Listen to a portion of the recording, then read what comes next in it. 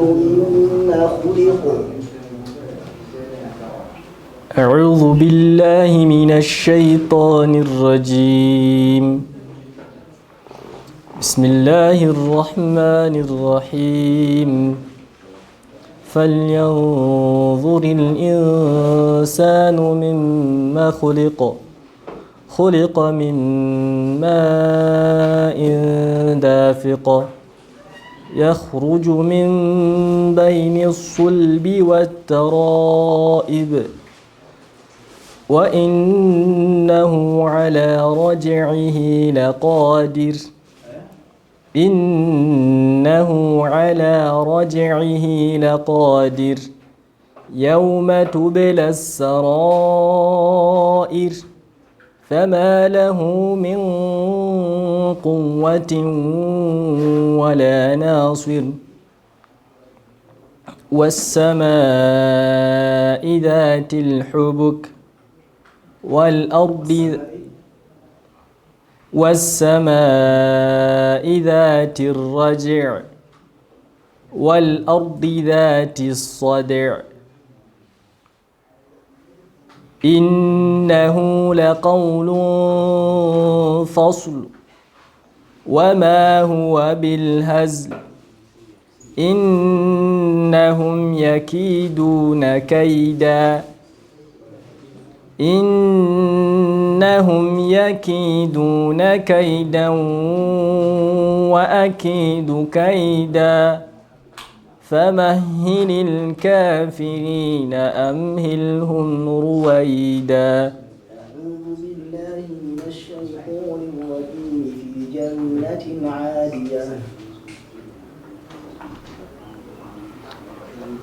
أعوذ بالله من الشيطان الرجيم.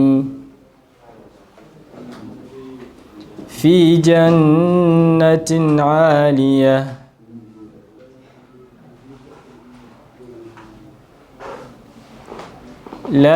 لا تسمع فيها لاغية فيها عين جارية فيها سرر مرفوعة وأكواب موضوعة ونمارق مصفوفة وزرابي مبثوثة أفلا ينظرون إلى الإبل كيف خلقت أفلا ينظرون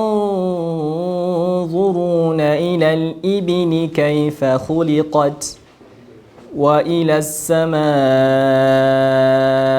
كيف رفعت وإلى الجبال كيف نصبت وإلى الأرض كيف سطحت فذكر إنما أنت مذكر لست عليهم بمسيطر إلا من تولى وكفر فيعذبه الله العذاب الأكبر إن إلينا إيابهم ثم إن علينا حسابهم. عليهم نار مؤصدة.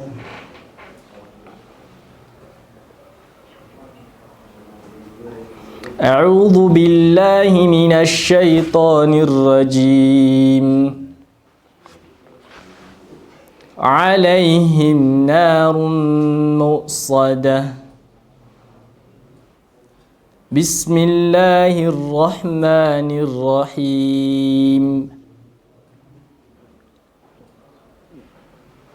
والشمس وضحاها والقمر إذا تلاها والنهار إذا جلاها والليل إذا يغشاها والسماء وما بناها والأرض وما طحاها ونفس وما سواها فألهمها فجورها وتقواها أعوذ بالله من الشيطان الرجيم ثم لترونها عين اليقين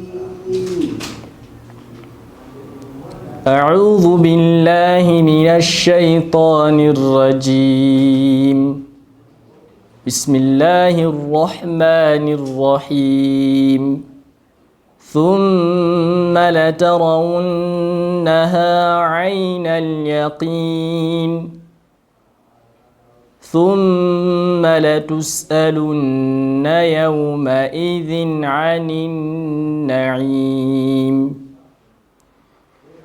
بسم الله الرحمن الرحيم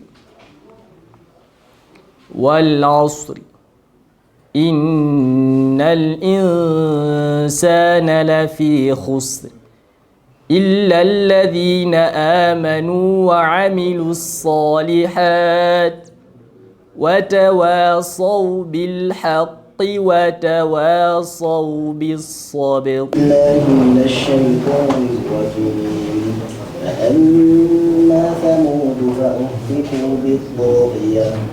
أعوذ بالله من الشيطان الرجيم فأما ثمود فأهلكوا بالطاغية وأما عاد فأهلكوا بريح صرصر عاتية سخرها عليهم 7 ليال و8 أيام حسوما فترى الودق فيها صرعا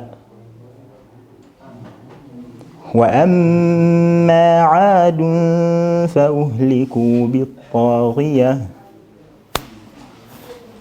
وأما عاد فأهلكوا بريح صرصر عاتية سخرها عليهم 7 ليال و8 أيام حسوما فترى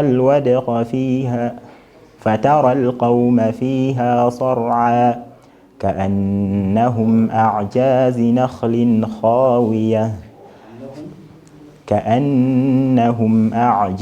نخل خاوية فهل ترى لهم من باقية وجاء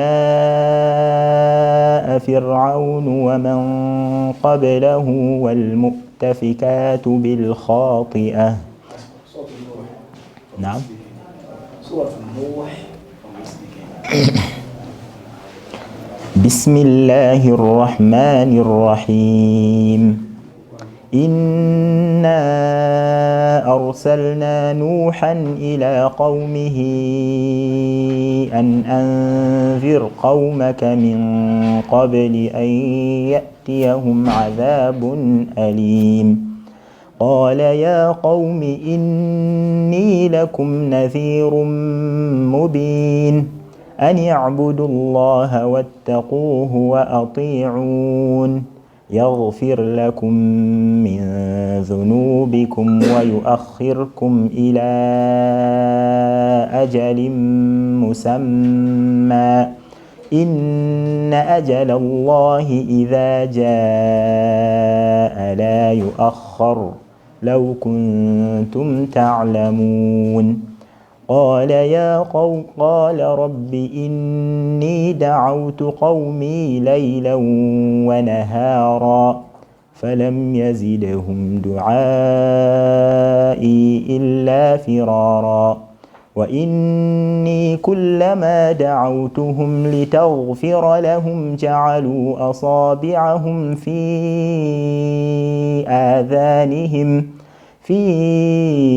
آذانهم من الصواعق حذر الموت وإني كلما دعوتهم لتغفر لهم جعلوا أصابعهم في آذانهم واستغشوا ثيابهم وأصروا واستكبروا استكبارا ثم إني دعوتهم جهارا ثم إني أعلنت لهم وأسررت لهم إسرارا فقلت استغفروا ربكم إنه كان غفارا.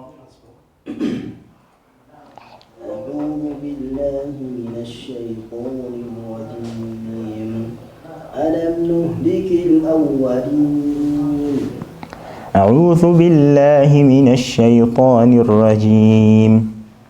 ألم نهلك الأولين ثم نتبعهم الآخرين كذلك نفعل بالمجرمين ويل يومئذ للمكذبين. ألم نخلقكم من ماء مهين فجعلناه في قرار مكين إلى قدر معلوم فقدرنا فنعم القادرون ويل يومئذ للمكذبين. ألم نجعل الأرض كفاتا أحياء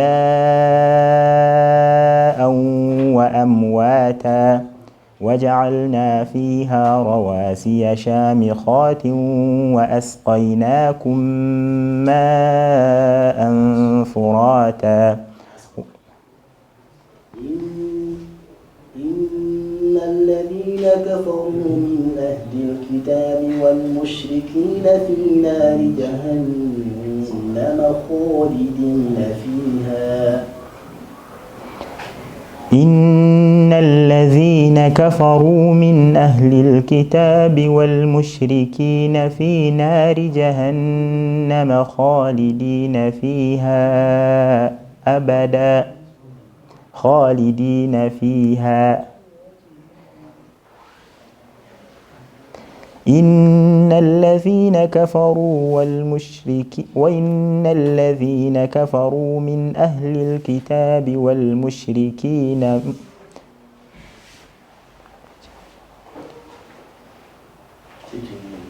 إن الذين كفروا من أهل الكتاب والمشركين في نار جهنم خالدين فيها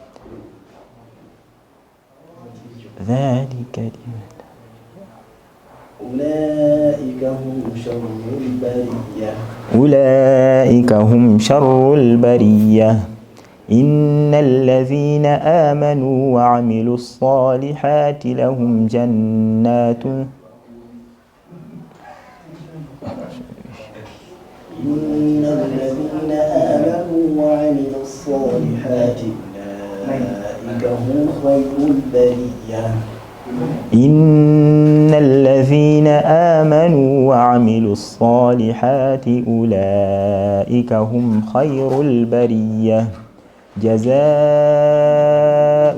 عند ربهم جنات عدن تجري من تحتها الأنهار خالدين فيها أبدا رضي الله عنهم ورضوا عنه ذلك لمن خشي ربه. بالله من الشيطان الرجيم. بسم الله الرحمن الرحيم. أما يتساءلون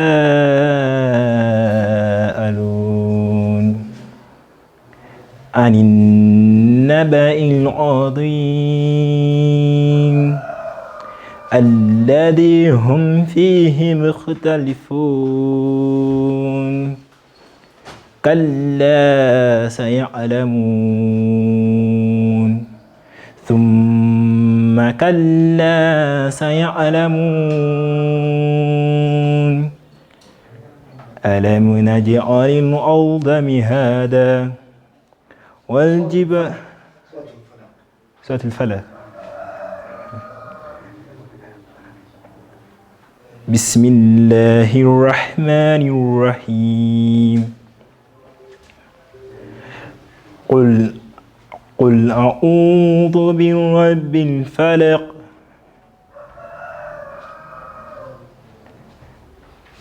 من شر ما خلق ومن شر غاسق إذا وقب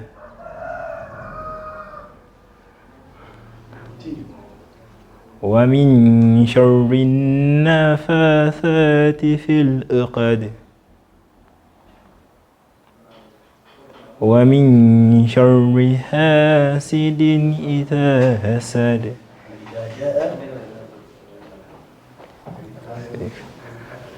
بسم الله الرحمن الرحيم. إذا جاء نصر الله والفتح ورأيت الناس يدخلون في دين الله أفواجا فسبح بحمد ربك واستغفره إنه كان توابا. صوت العصر. بسم الله الرحمن الرحيم. والعصر إن الإنسان لفي الخسر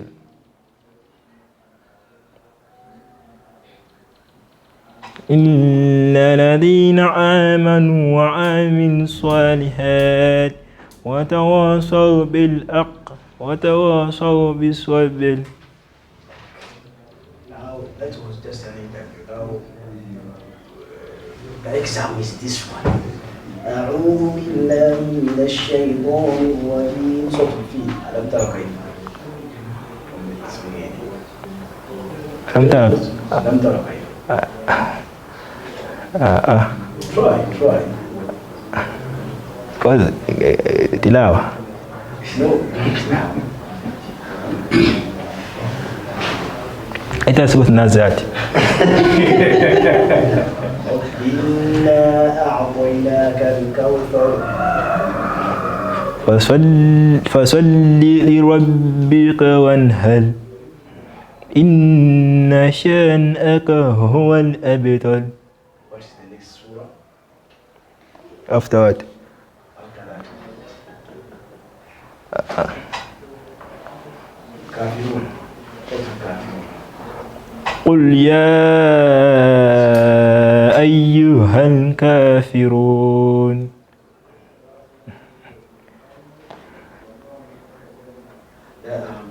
لا أعبد ما تعبدون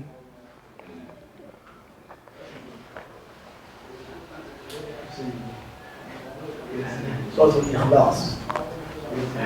قل هو الله أحد الله الصمد لم يلد ولم يولد ولم يكن له كفوا أحد.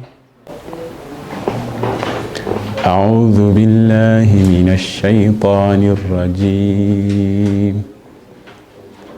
بسم الله الرحمن الرحيم.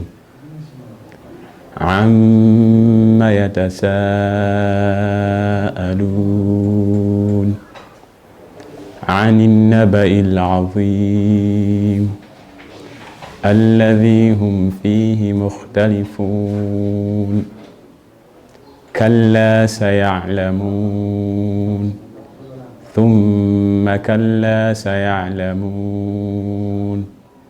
ألم نجعل الأرض مهادا والجبال أوتادا وخلقناكم أزواجا وجعلنا الليل لباسا وجعلنا النهار معاشا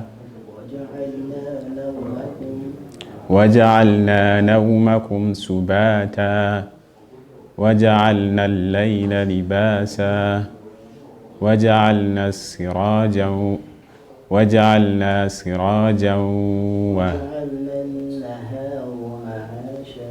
وجعلنا النهار معاشا وبنينا فوقكم سبعا شدادا وجعلنا سراجا وهاجا. أعوذ بالله من الشيطان الرجيم. كتاب مرقوم.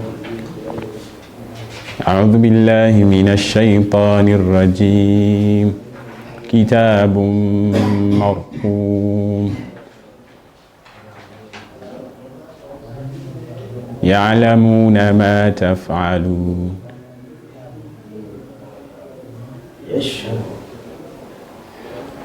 يشهده المقربون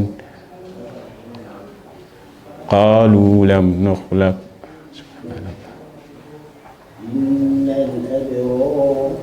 إن الأبرار لفي نعيم وإن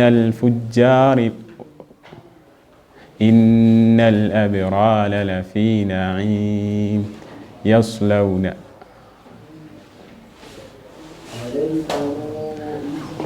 إن الأبرار لفي نعيم على الأرائك ينظرون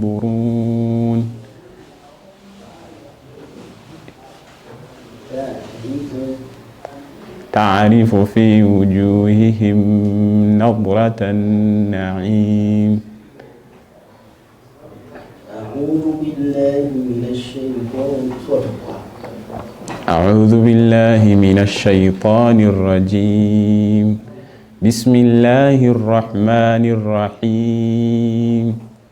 والضحى والليل إذا سجى ما ودعك ربك وما قلى وللآخرة خير لك من الأولى ولسوف يعطيك ربك فترضى ألم يجدك يتيما فآوى ووجدك ضالا فهدى ووجدك عائلا فأغنى فأما اليتيم فلا تقهر وأما السائل فلا تنهر وأما بنعمة ربك فحدث. بسم الله الرحمن الرحيم. لم يكن الذين كفروا من أهل الكتاب والمشرك. سورة الضحى.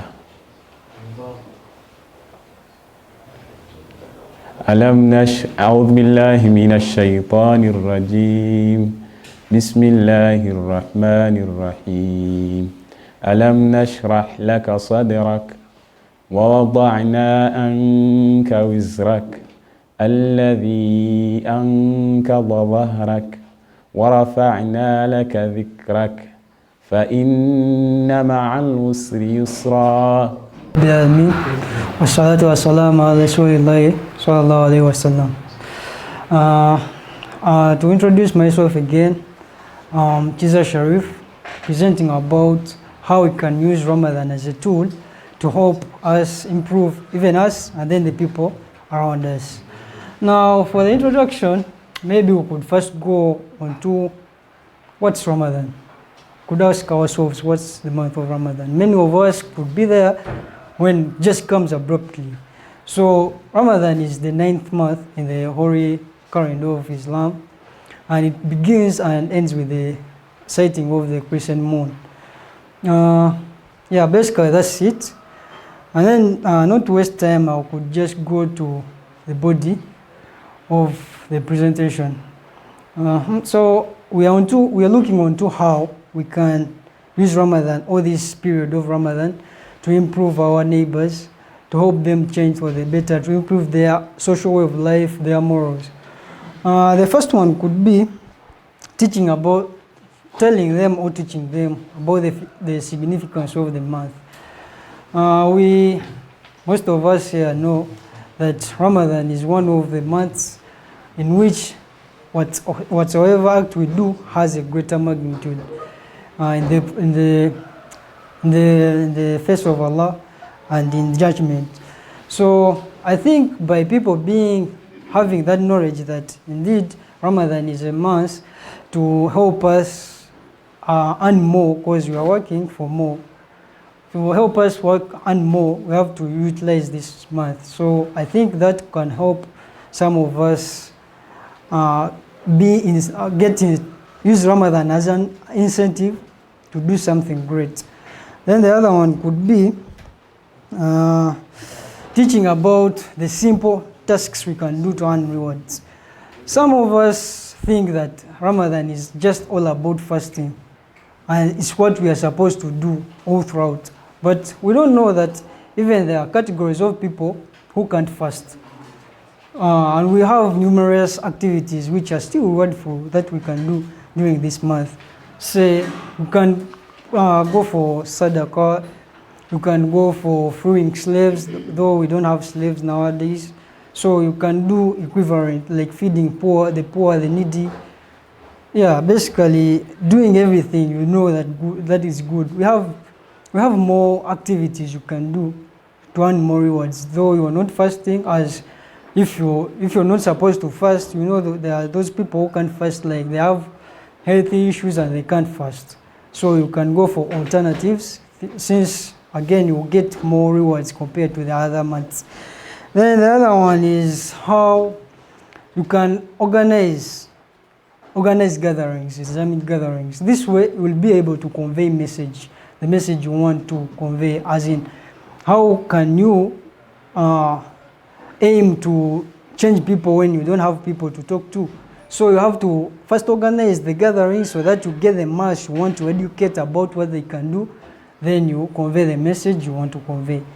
So the other point on how you can use Ramadan is maybe facilitating the fasting of the Muslims. We know we're not from the same backgrounds, we have different capabilities. So someone can be there that he or she is failing to practice what he is supposed to practice during the month of Ramadan just because of his inability to do so. Like many wish to fast, but they don't have dawah. And you know it's already hard. Some people even have more dawah and then fail to complete the fast. Now just imagine for a person who didn't have dawah, for him to go throughout the 30 days. It's kind of hard. Then the other one could be correcting the misconceptions and faults people know about Ramadan. Now, I'll take an example of people who think that when you eat mistakenly, the fast is broken. So if that guy or a lady does that for like 2 days, and then he's always breaking the fast unawareingly, and then he stops right there. So he will say Ramadan is hard, fasting is hard, and then he will have to quit it for the whole month. Other than if he had the knowledge that if you do it out of when you're not conscious, you're not blamed for it, and you can continue with the fast. So the other one also could be the other point about is fostering community gatherings or community responsibility. This can be in form of giving charity trade-offs or charity works. People exercise charity, and then this can entice one's heart that now if he sees that people are doing a lot of charity, maybe somehow, somewhere, his heart can be also softened to be motivated to do the same, hence becoming a better person through your action. Then as I'm concluding, the last point is leading by example.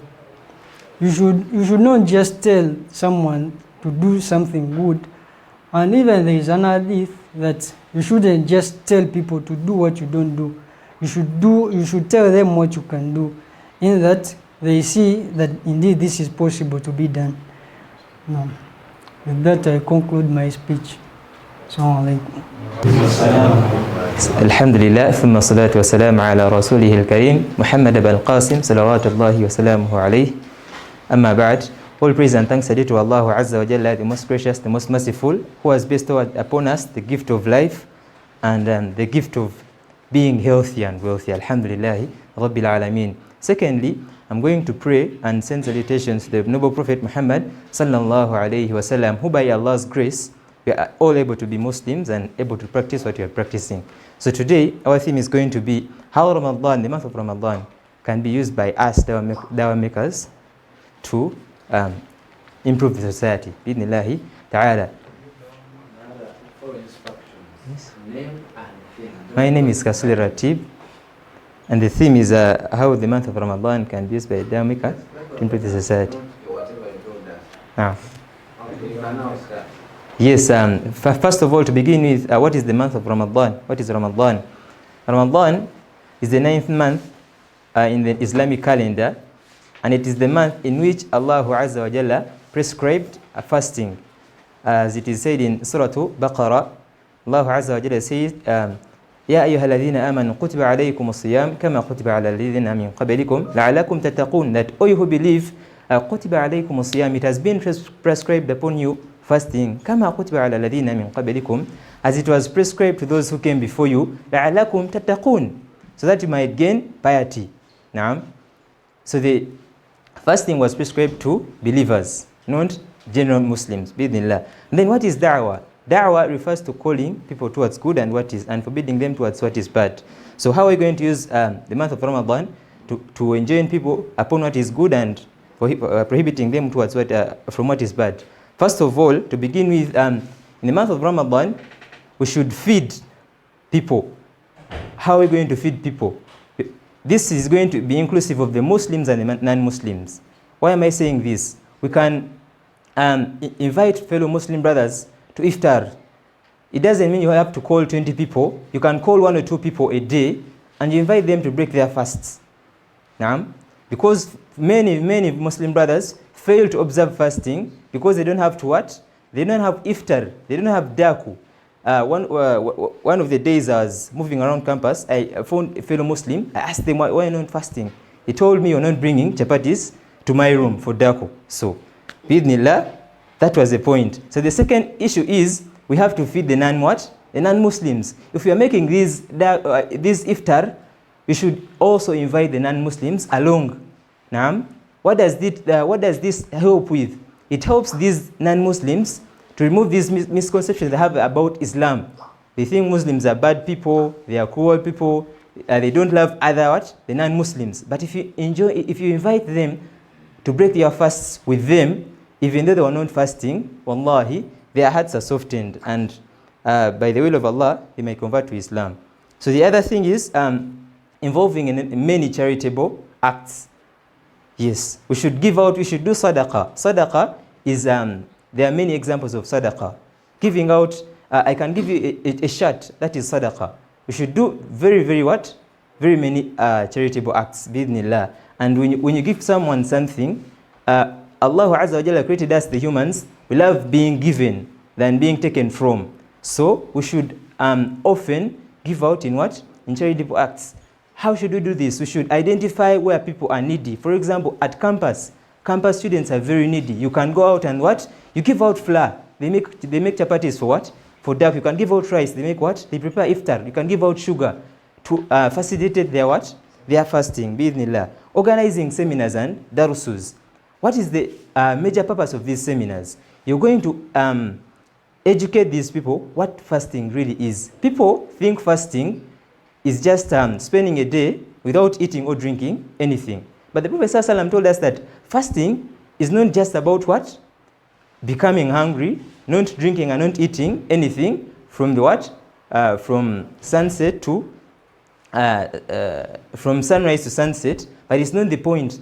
You have to educate Muslims that fasting entails leaving whatever Allah Azza wa Jalla forbade us from and doing whatever Allah Azza wa Jalla commanded us to do. Bidnillahi ta'ala. The other issue is being exemplary. Allah Azza wa Jalla told us that وَلْتَقُمْ مِنْكُمْ أُمَّةٌ يَدْعُونَ إِلَى الْخَيْرِ وَيَأْمُرُونَ بِالْمَعْرُوفِ وَيَنْهَوْنَ عَنِ الْمُنْكَرِ. That you should, if you're preaching that you have to pray 5 times a day, please go and be the first one.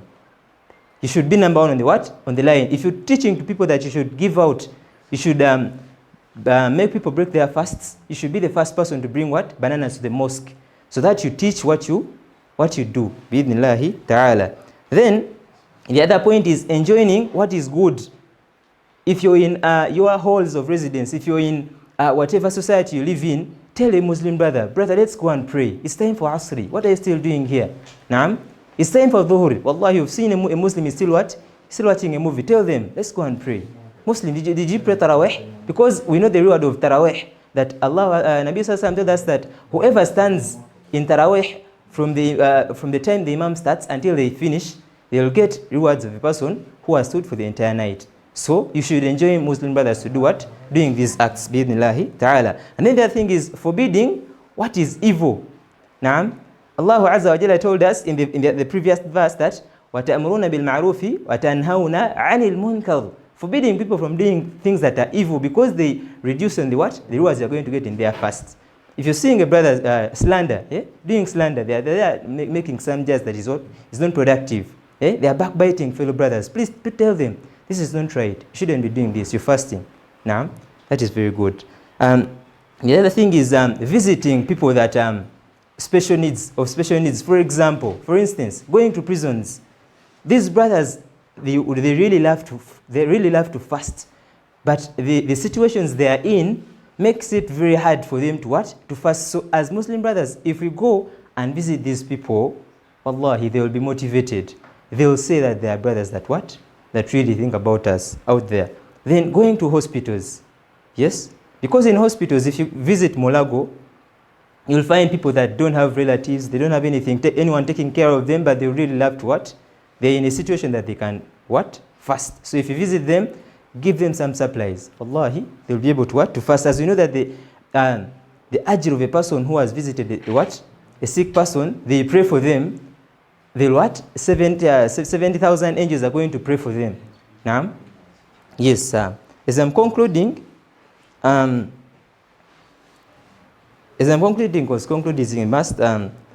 we said, we should break these what? Barriers. Now, as I explained earlier on, we shouldn't limit this breaking of our fasts to non-Muslims or only Muslims or young people, creating these differences. Because if a person is discriminated on food, it creates something in their heart that they'll hate these people for the end of their life. Now, so if you invite people to come and eat your food, let everyone what? Come, let everyone have a share. Don't discriminate that Muslims are getting fast. You people who don't fast, you'll come later. But let everyone have a share on this what? On this food. And وهذا السلام عليكم ورحمة الله وبركاته. Bismillahirrahmanirrahim. My name is Kaiwanu, and I'm going to present about Ramadan, an opportunity for dawah workers to transform people for the better. Kaiwanu, you know what is expected, the introduction, body, fluency, originality of the message, body language, confidence, and smartness. You may start now.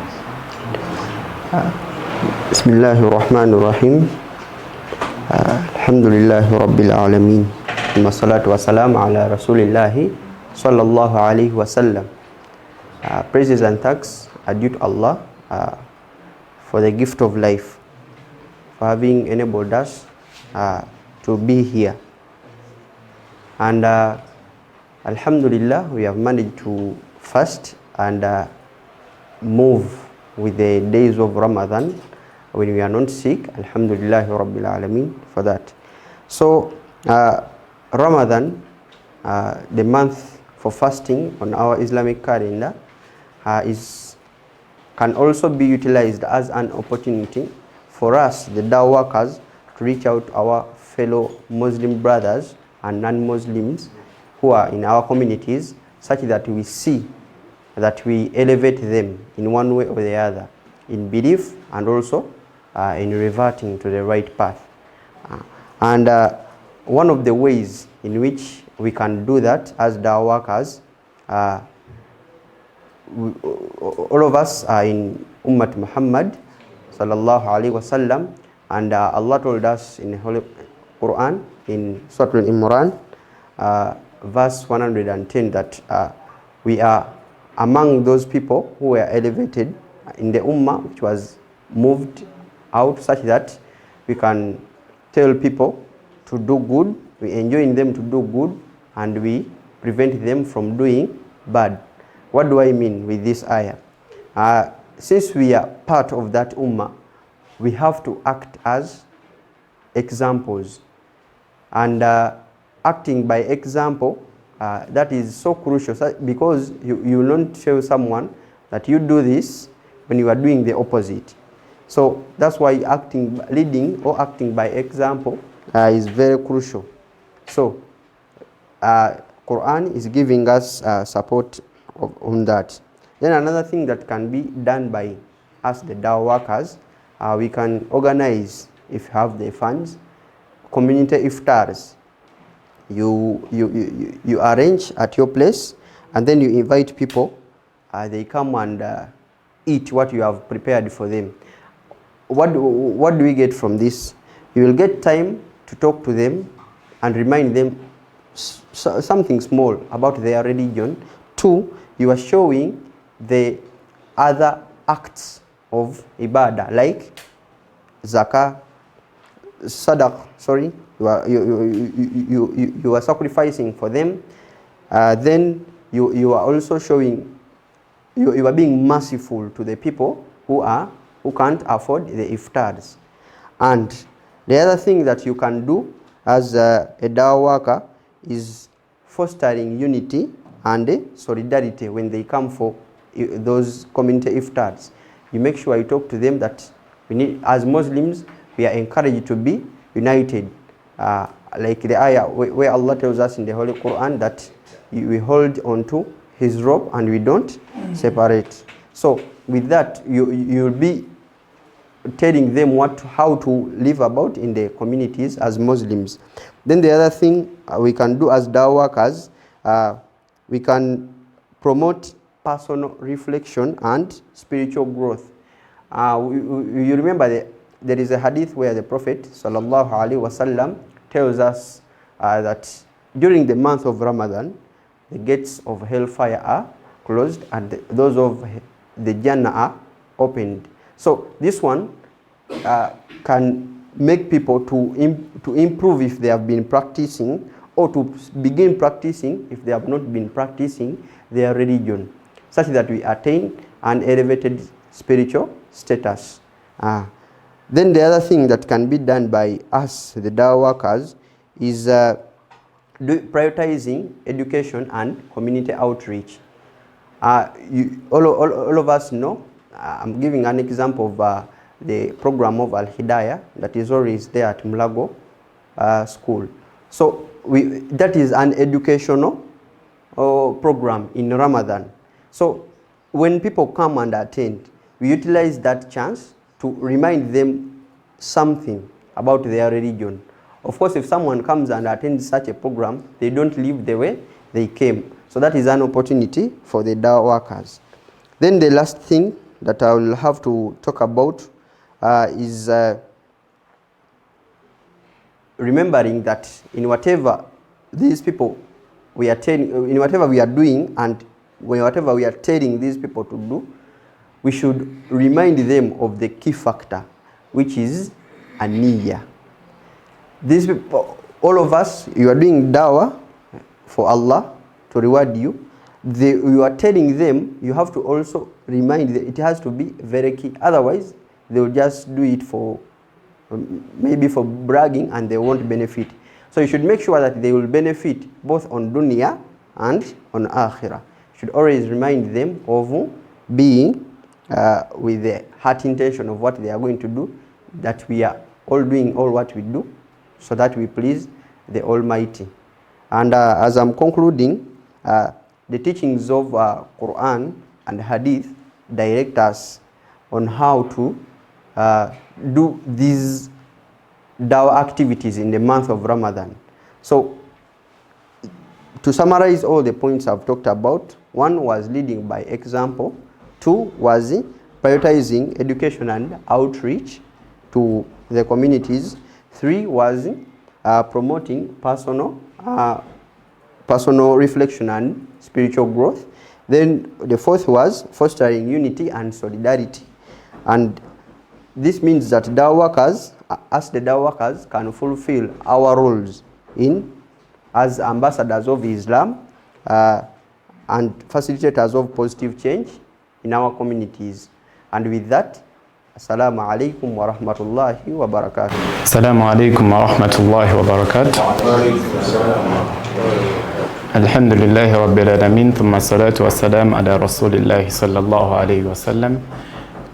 My name is Sanga Hamza, and I'm going to be speaking about a theme: how the dawah makers can be able to use the month of Ramadan to ensure that there is transformation of other people around. Okay, thank you. We have introduction that shows that you understand the theme, the body, where you should give us examples, which could be a verse or hadith or any other example you have. Then fluency, originality, body language, that includes the eye contact, credibility, non-verbal communication, confidence and smartness. You can start. Thank you so much. So the theme, as it has been clearly stated out here, is that how the dawah makers can be able to use the month of Ramadan to ensure transformation of other people around them. So the Prophet, in a narration which was delivered by Abu Huraira, he happened to say that the month of Ramadan has come to us. It is a blessed month in which fasting has been prescribed upon us. The gates of heaven are opened and the gates of hell are closed. That the shaitan is chained in this very month. And it's in this very month that we have the holy night, in which one's actions are better than actions of 1,000 months. So whoever has been deprived of the goodness in this month has totally been deprived. So we happen to see that the month that we are talking about, it has a lot of goodness in it.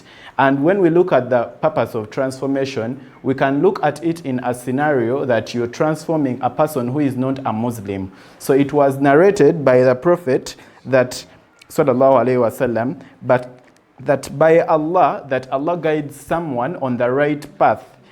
Through you, this action is better than herds of expensive red camels. So we see that when someone has been guided through your effort, through your making, and Allah happens to guide this person to the right path, it is you that is indeed going to be benefiting in this scenario. So how can we be able to use the month of Ramadan to ensure that people are transformed to the right path? One, we can be able to arrange and invite non-Muslims during our iftar sessions. We know that during our iftar sessions, many things have been provided for people to eat.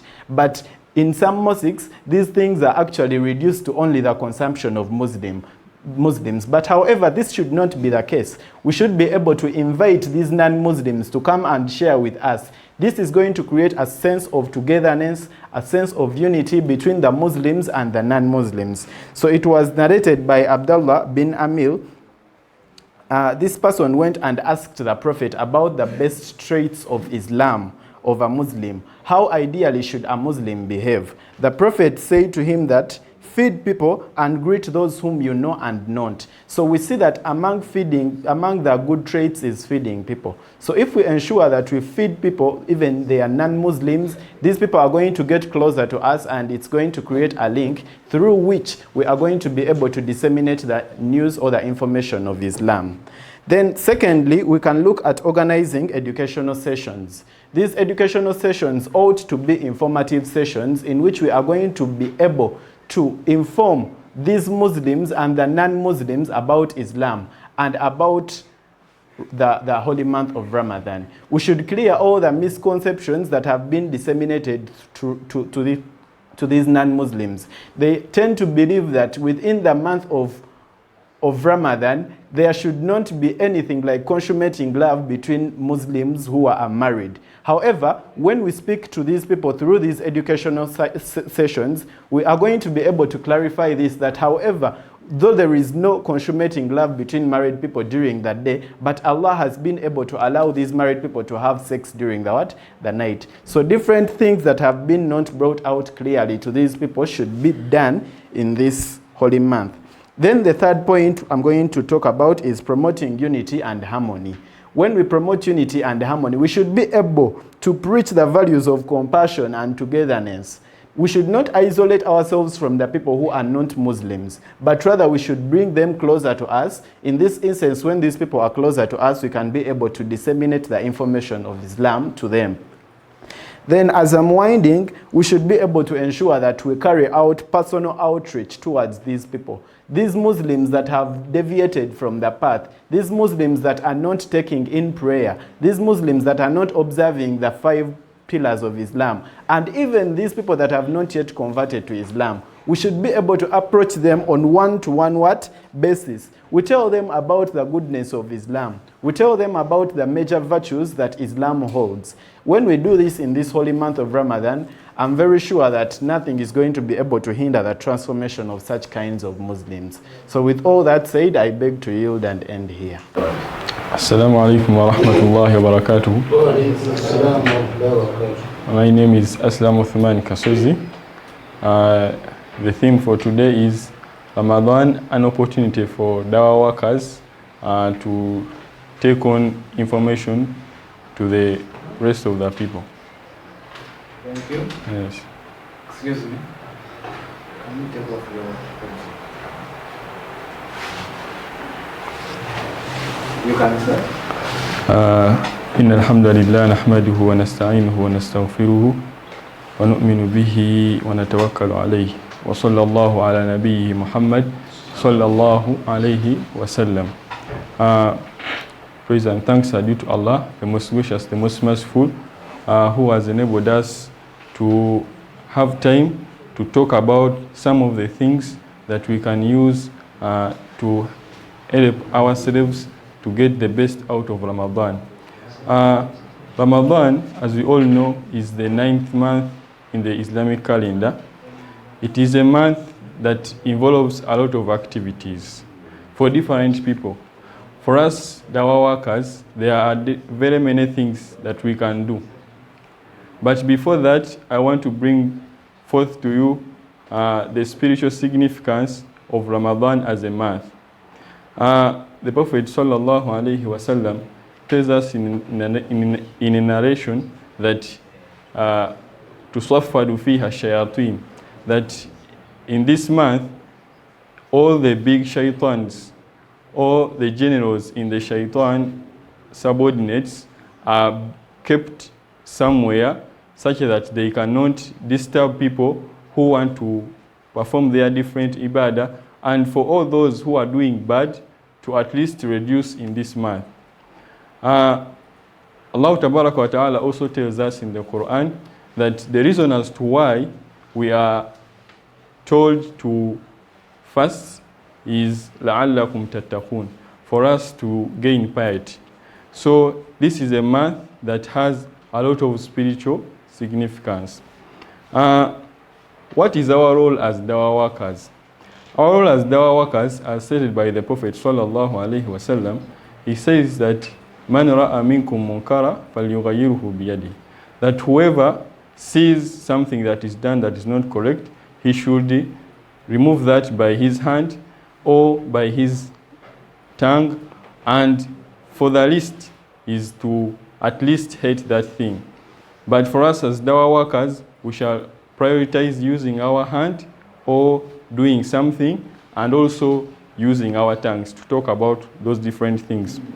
The best thing that a dawah worker will get from informing people or telling people to do very good things and to abstain doing all bad things is that the Prophet sallallahu alaihi wasallam says that man da'a ila huda kana lahu min al-ajri mithlu ujudi man tabi'ahu, that whoever does all the good things, whoever calls people upon doing good things, for all those people that have followed him, he will get rewards, and those people, their rewards will not be reduced. What are the opportunities that we have as dawah workers for this month? We all know that as we fast, in the end, after the day time, we have to break our fast. That is what we call iftar. And in different communities, we have what they call iftar dinner and iftar community programs, where many people converge to break their fast. And at some point, even non-Muslims are also called upon to come together and sit on the same table with the Muslims. And as a dawah worker or as dawah workers, we can use such an opportunity to talk with those people that we have not seen in the other months before Ramadan, and also talk to the non-Muslims that have gotten a chance to come and eat with the Muslims who are breaking their fast. And for anyone to succeed in his work, we have to have strategies. So, first strategy that I can suggest for us is first of all making dua. Before you go to the field, first pray to Allah to help you and guide you to do the best that you can. Secondly, we have to at least gain some funds somewhere. We mobilize ourselves, get some funds. Those funds that we are going to use to put up the food gatherings where we shall call upon everyone who is maybe not able to break their fasts in the way they want, and also the non-Muslims, to open up a dialogue between the dawah workers and those people. And also, as dawah workers, we all know that when you are telling people what is right, all of the time, you will find it that people will get annoyed. And what they will do to you, as a dawah worker, you have to be ready. The only thing to do to succumb that is forgiving what they have done, because you know deep down that what they are doing it because they don't know. Another strategy is hosting and putting up different seminars or dialogues. Maybe if we have seminars in different places where each and everyone can access, and also we can put up dialogues on mass communication services like radios, televisions, and all those. As I conclude, as we as dawah workers, Ramadan is surely a great time for us, where we find the people in a spiritual rebuild, where at least when we say a word, it doesn't take a lot of time for them to understand it.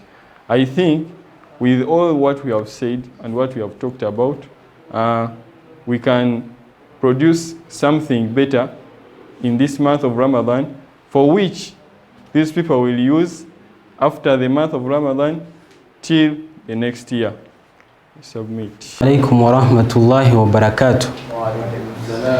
My name is Amber Brian, coming to give a speech about how we can use this period of Ramadan to make da'wah in order to influence those around us, whether Muslims or non-Muslims. Thank you very much. So, Mr. Amber, before you the panel of three, we are looking at the introduction that shows you understand what you're going to talk about. The body that should have an example with either an ayah, hadith, or any source. For example, it can be fluency, originality of the message, body language, that is eye contact, non-verbal communication, and audibility, confidence, and smartness. You are free to start. Alhamdulillahi Rabbil Alameen, wassalatu wassalamu ala Rasulillahi sallallahu alayhi wa sallam. All praise is due to Allah subhanahu wa ta'ala, who has enabled us, given us this beautiful month of Ramadan in our lives to help us in our bid to attain His Jannah. So Allah subhanahu wa ta'ala, first of all, talks about Ramadan in the Quran in Surah Baqarah. But a'udhu billahi minash shaitani rajim. Ya ayyuhalladhina amanu kutiba alaykumus siyam kama kutiba ala alladhina min qablikum la'allakum tattaqun. that all you who believe, fasting has been prescribed to you as it has been prescribed to those before you, so that you may become righteous. The key word I want to concentrate is righteous. What is righteousness? Allah subhanahu wa ta'ala also explains what righteousness means in the following verse, that righteousness is not that you turn your faces toward the east or the west, but righteousness is one who believes in Allah, believes in the last day, the angels, the book, the prophets, and gives wealth in spite of love for it to relatives, orphans, the needy, the traveler, to those who ask for help, and for freeing slaves. Then establishes prayer and gives zakah. Then profess their promise when they promise, and they are patient in poverty and hardship during battle. Those are the ones who have been true, and these are those who are righteous. So the whole essence of Ramadan is to what? Is to promote righteousness, or to make us climb the ladder of what? Of Iman. If I can say Iman is a ladder of 100 steps, how many steps can you climb in the month of Ramadan? So it is upon us to also use this month to help others to attain righteousness in this month of Ramadan. Now, coming to the part, how can you achieve this message? How can you achieve this purpose of making others attain righteousness in this month of Ramadan? The first and most important aspect is leading by example through acts of kindness, like self-sacrifice and patience. You know, we usually say actions speak louder than words. So how you lead your everyday life in Ramadan, others will see the way you dress, the way you speak to others, how you respect your elders, everything. Others will see and get a clear message, because you may be telling someone to go and pray, but you yourself, you are not praying, you are not seen in the what? In the prayer room. But doing what is right, what Allah subhanahu wa ta'ala describes in Surah Al-Baqarah, like as I mentioned about righteousness, can influence more than words during this month of Ramadan. The second way we can do da'wah in this month of Ramadan is promoting the spirit, what you call the spirit of Ramadan. During Ramadan, we have some traditions which are very essential, like iftar. Iftar is a very important tradition during the month of Ramadan, where people get time to spend with their family, because during normal times, due to maybe work or other things, you may not get time. But during iftar, Ramadan, iftar makes people gather and what? And promote the sense of togetherness during the month of Ramadan. And also, at the end of Ramadan, another tradition is the Eid, which is the celebrations. During the Eid, you see the largest number of Muslims to have gathered in that year for one single prayer. So during that time, it is a time where you can see the strength of Muslims and togetherness during at the end of Ramadan, which can also show the people a better image of ourselves as Muslims.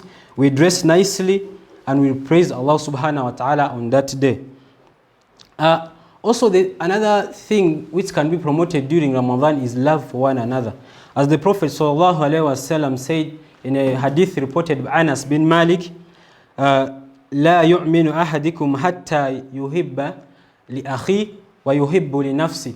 That none of you truly believes unless he loves what he loves for himself, he loves for his brother what he loves for himself. That's a very important aspect which can be promoted during Ramadan. What you love, none of you truly believes unless he loves for his brother what he loves for himself. So during Ramadan, that can be promoted.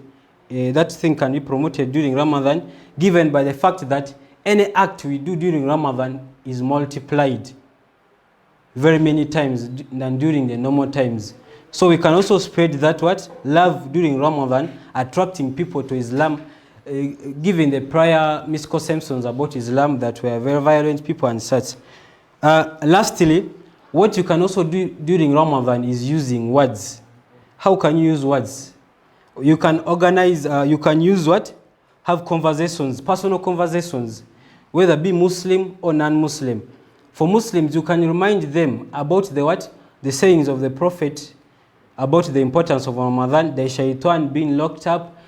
And some people think just going to Ramadan, you'll automatically come into that essence of being prayerful, being righteous, not knowing that even if shaitan is locked, I can give an analogy. If you remember those toy cars which you pull the rope and you make it can go. Well, so what shaitan does to us is he pulls our rope before Ramadan in doing certain acts. So we just think that during Ramadan automatically we are going to come back to doing righteous acts. That rope is going to continue moving as explained, as the toy car does. So you'll find ourselves doing what is wrong in Ramadan. So we use this opportunity to remind others using social media. Social media like WhatsApp is one of the most important forms of communication.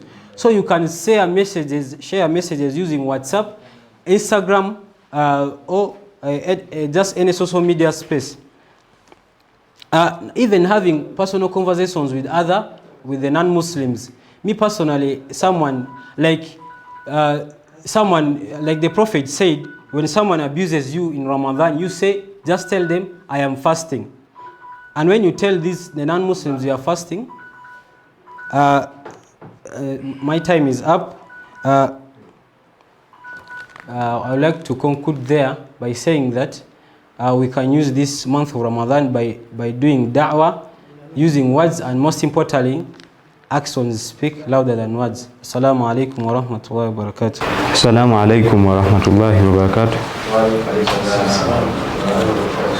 My name is Selim Kuma Hussein, and I'm going to present about the theme, how can we use Ramadan, we dawah workers, transform people for the better. First of all, Ramadan is the 9th month on the Islamic calendar, and it is during this month where Muslims do not eat and drink, and they don't do any other bad acts during the day, and they break their fast in the evening.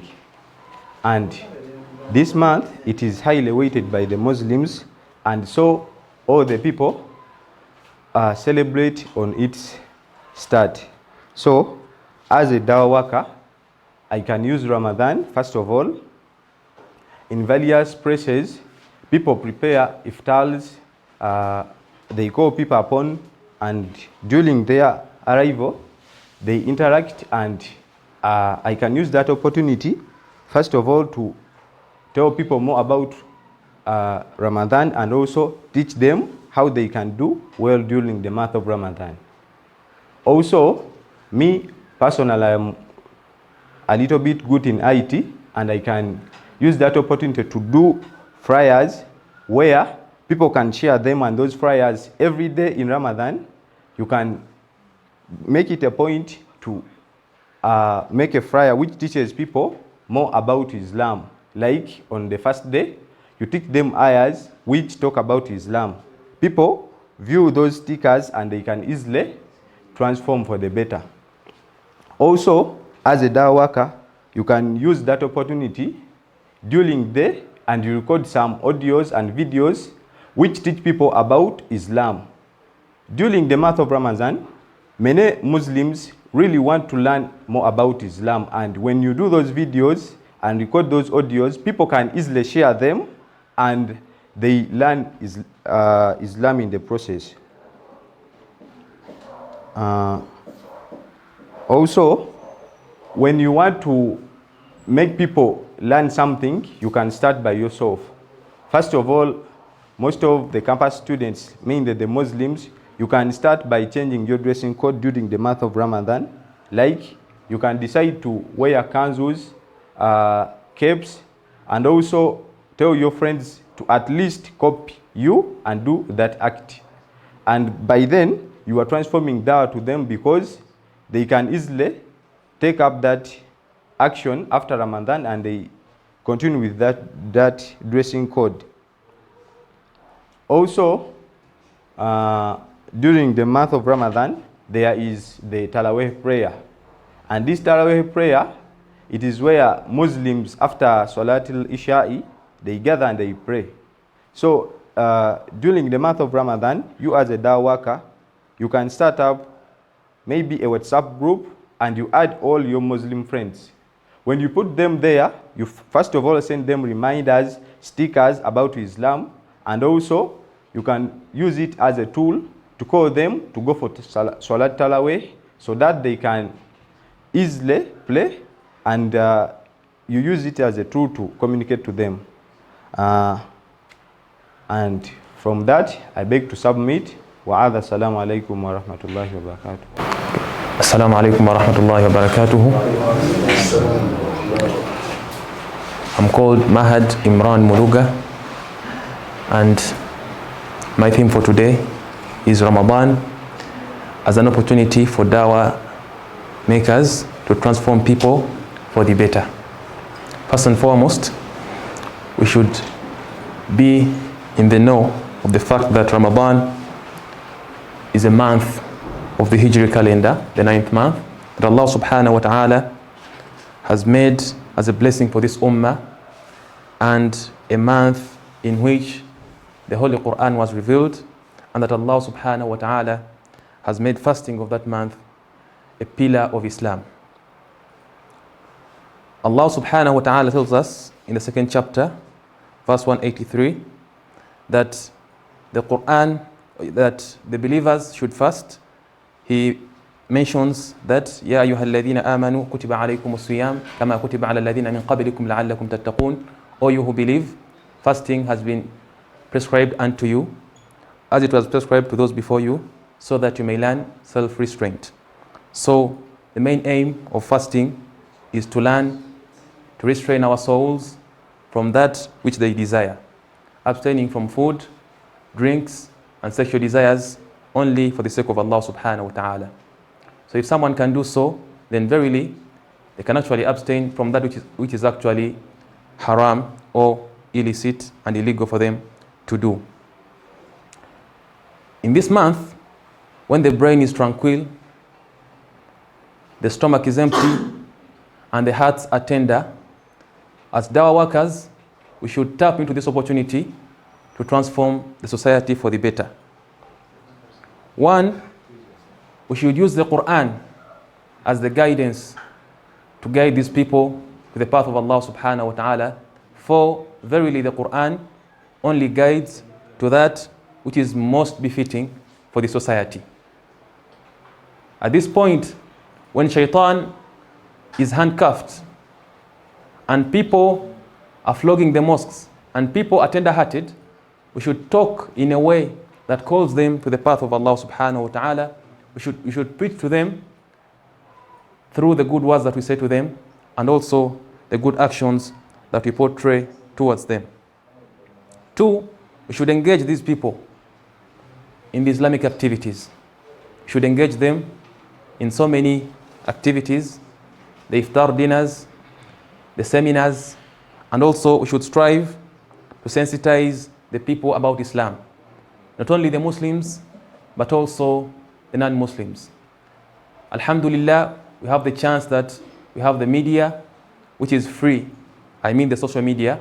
So let's use this chance to sensitize the people and spread the gospel of Islam. And also, let's try to demystify all the misconceptions and all the wrong attributes given to this religion, for it is a religion of peace. We should also struggle to strengthen the brotherhood between us as Muslims through the different activities that we engage in.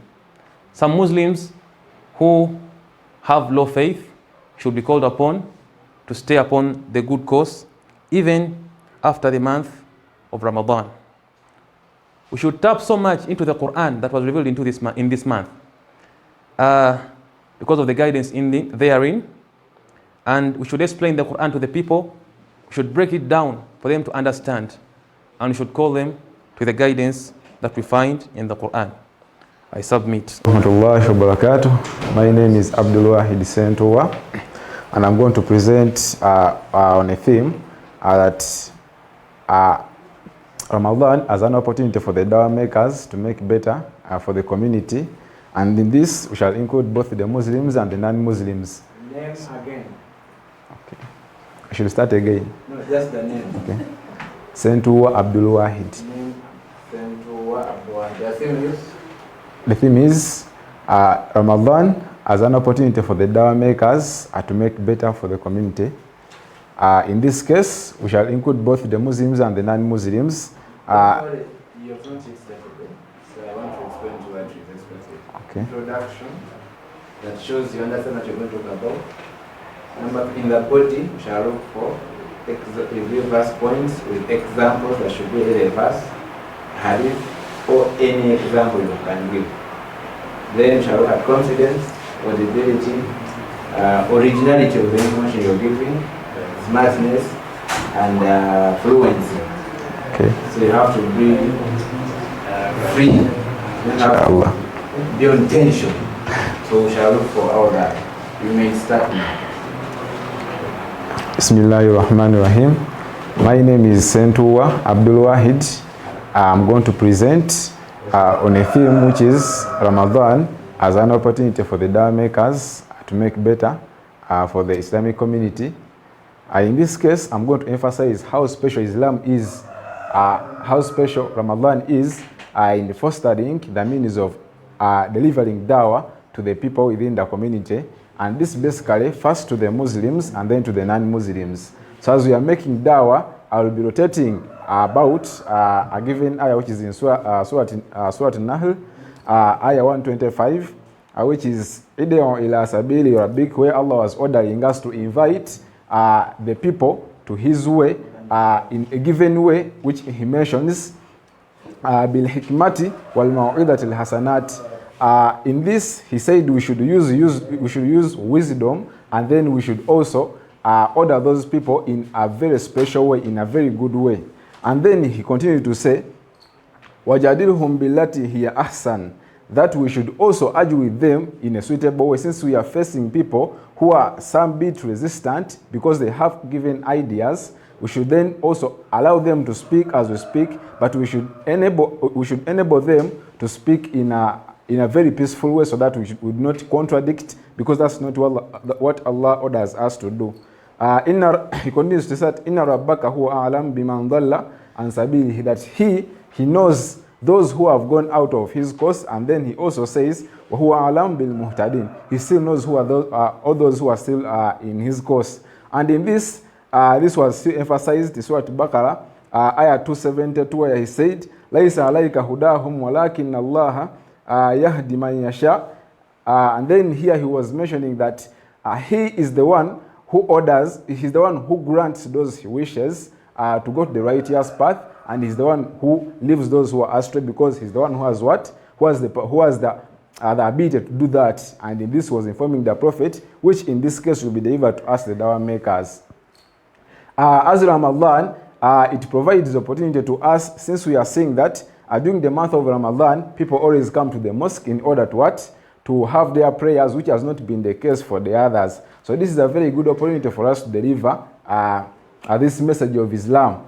Yes? And then, since from the ayah, Ya ayyuhalladhina amanu kutiba alaykumus siyam, Allah was talking about the believers. So all these people who are fasting will be trying and will be striving to make themselves among the believers. And among the believers, Allah talks about them. Let me just give one example. Surah Al-Baqarah, ayah 121, where he says, where he talks about the Quran. He says, to those whom the Quran was revealed, and they recite it in the best way, and then that defines who believe in the Quran. So in that way, people will be driving themselves to recite the Quran in order to be among those who are the believers. So we shall be getting a very good chance to address these people, the word of Allah, via fostering the means of studying the Quran and ensuring the best of it within the month of the Quran, the month of Ramadan. Secondly, this month will call upon the brothers to unite during times of breaking the fast, and then this will also provide a very good chance for bigger crowds to gather in order to have a breakdown of their fast. So in this case, the dawah makers will be available to address these large numbers, which in contrary will not be appearing in the times which are not Ramadan. And then I'll also bring on board this ayah. It is in Surah Al-Qaf, where Allah says, لَقَدْ كُنْتَ فِي غَفْلَةٍ مِّنْ هَذَا فَكَشَفْنَا عَنْكَ غِطَاءَكَ فَبَصَرُكَ الْيَوْمَ حَدِيدٌ.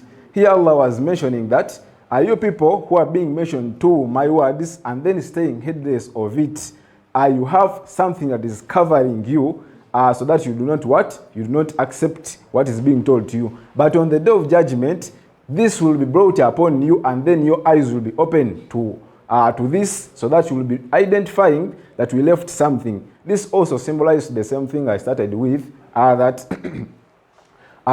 it is not we who decide what we do, but it is Allah who decides who must go to the right, yes and not. So as dawah makers, we should remain conscious about delivering the message in the best wisdom. The best wisdom includes arguing in the best way and using the best words in order to address the people. And then it also includes we being conscious of about who should be in the right and those who should be in the wrong by Allah's will. And by that, I would wish to conclude my speech. Assalamu alaikum wa rahmatullahi wa barakatuh. My name's Ochola Mahad, and the theme is how me as a dawah maker can use Ramadan as an opportunity to elevate a Muslim into a better person. Thank you, Mr. Ochola Mahad. Okay. We are looking at introduction that shows you understand what you're going to talk about, your body, that should involve a verse, hadith, or an example you can give. Then the rest is confidence, credibility, and other things. Right? We may start now. Assalamu alaikum wa rahmatullahi wa barakatuh. In the name of Allah, the most gracious, the most merciful, may Allah's peace and blessings be upon his beloved Prophet Muhammad sallallahu alaihi wasallam. My focus for today is, or will be, how as a dawah maker can use Ramadan to improve a Muslim into a better person. First of all, let me talk about what's Ramadan. Ramadan itself, it's just a month like any other month, okay? And its main event is fasting, and there are so many events that take place in the month of Ramadan. But its main event is fasting. In fasting, there are so many things as a Muslim can do. For example, you're told that when you fast, you should pray 5 times a day. Don't abuse someone. Don't talk ill about someone. Okay. So I urge my Muslim brothers and sisters to always try hard as much as possible to use the Ramadan fasting, okay, or fasting in the month of Ramadan to elevate yourself as a person. Because if you know that if I fast, I don't abuse someone, then what makes you to abuse someone when you're not fasting? Okay, so that takes us to a point that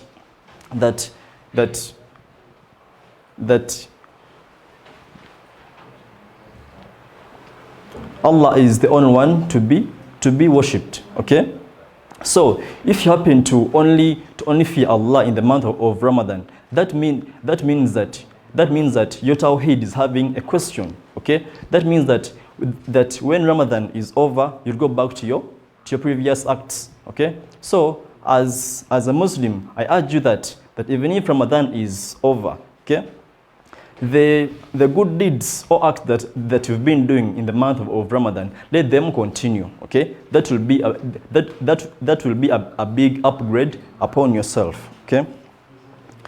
Another thing is as a Muslim, what can we gain as in when we are fasting? Okay, because we've seen that you pray 5 times a day, but before Ramadan, it was very, very hard for a Muslim to pray those 5 times a day.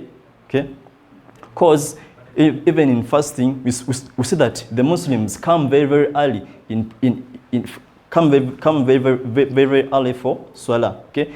Because they even come something like 10 times before, it doesn't like 10 minutes before Salah. But before Ramadan or before the fasting, these Muslims, as in for example, when someone is working, as in I could say that if it is Dhuhr, I'll pray it later, okay? But since it's Ramadan, someone is trying very, very hard as much as possible to have all of these prayers prayed in the right time, okay? The other thing is that there are so many things as a Muslim I can gain in Ramadan. The first one is family, as in like the family relationship is improved, okay? As in Ramadan, one can go, as in like they can join up as a family to eat iftar, okay?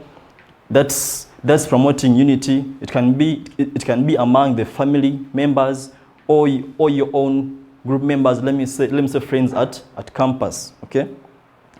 Such things are not meant to be only done in Ramadan. That's the kind of life as a Muslim should live in, okay? Try as much as possible to engage your friends, to make unity, okay? Because there are so many things that can make a Muslim to miss Jannah, okay? One of them is disuniting from your family, from your family members. For example, if you have an uncle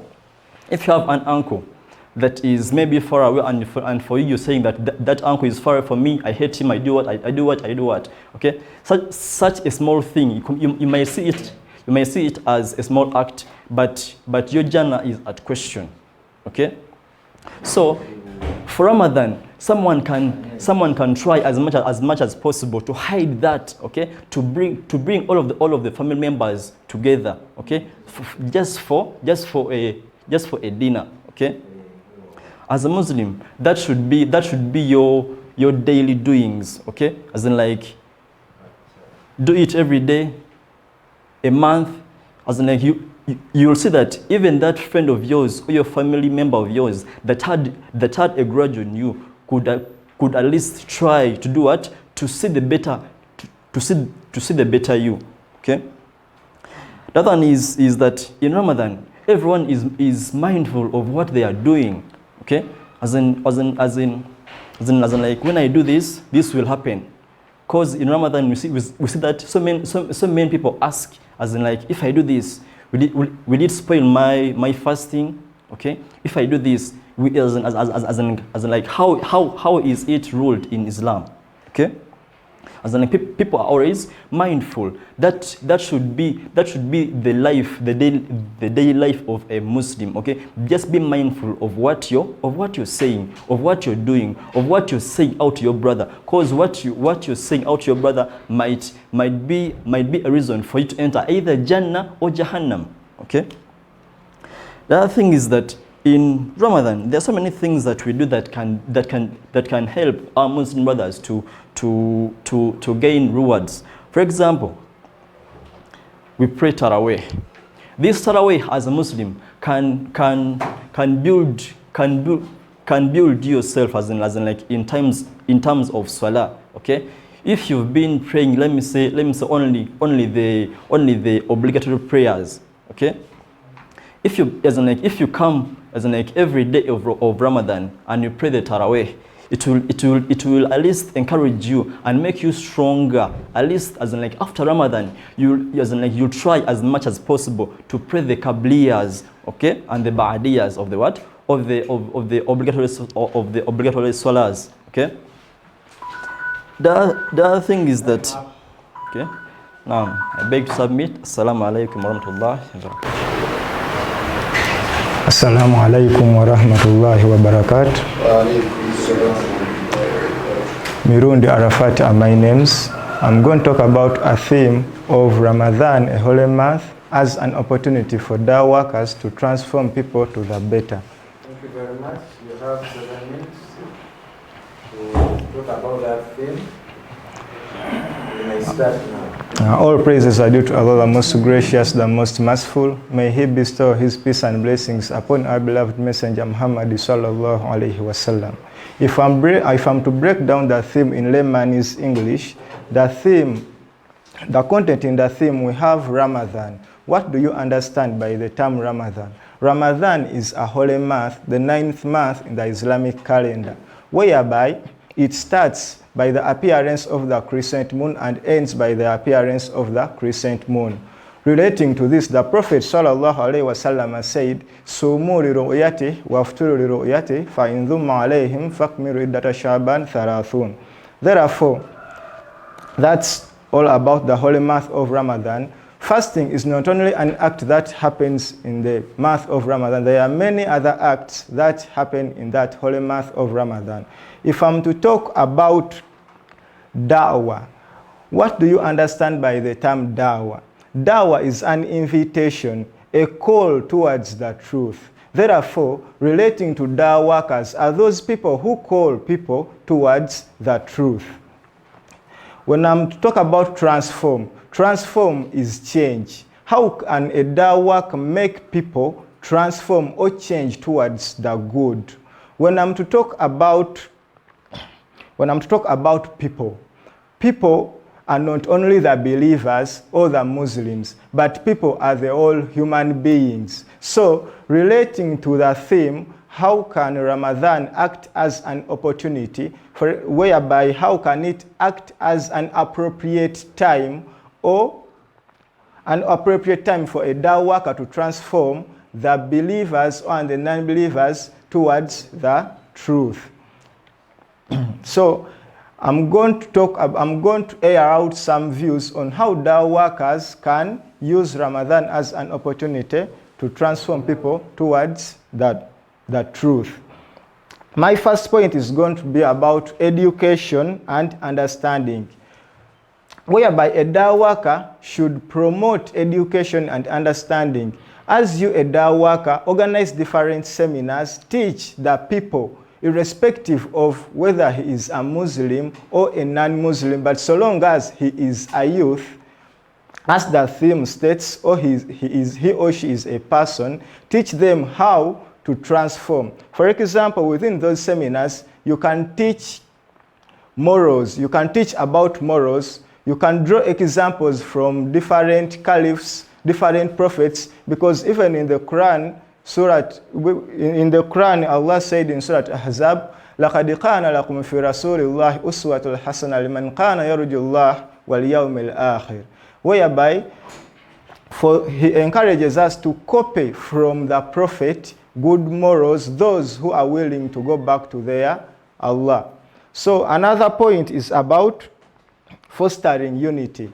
We should foster unity among people. For example, we can organize different activities in the holy month of Ramadan. For example, breaking fast with the Muslims. You can also invite those non-believers and expose to them the culture of Islam. For example, sitting with them and eat with them or break them with fast. That can inspire them.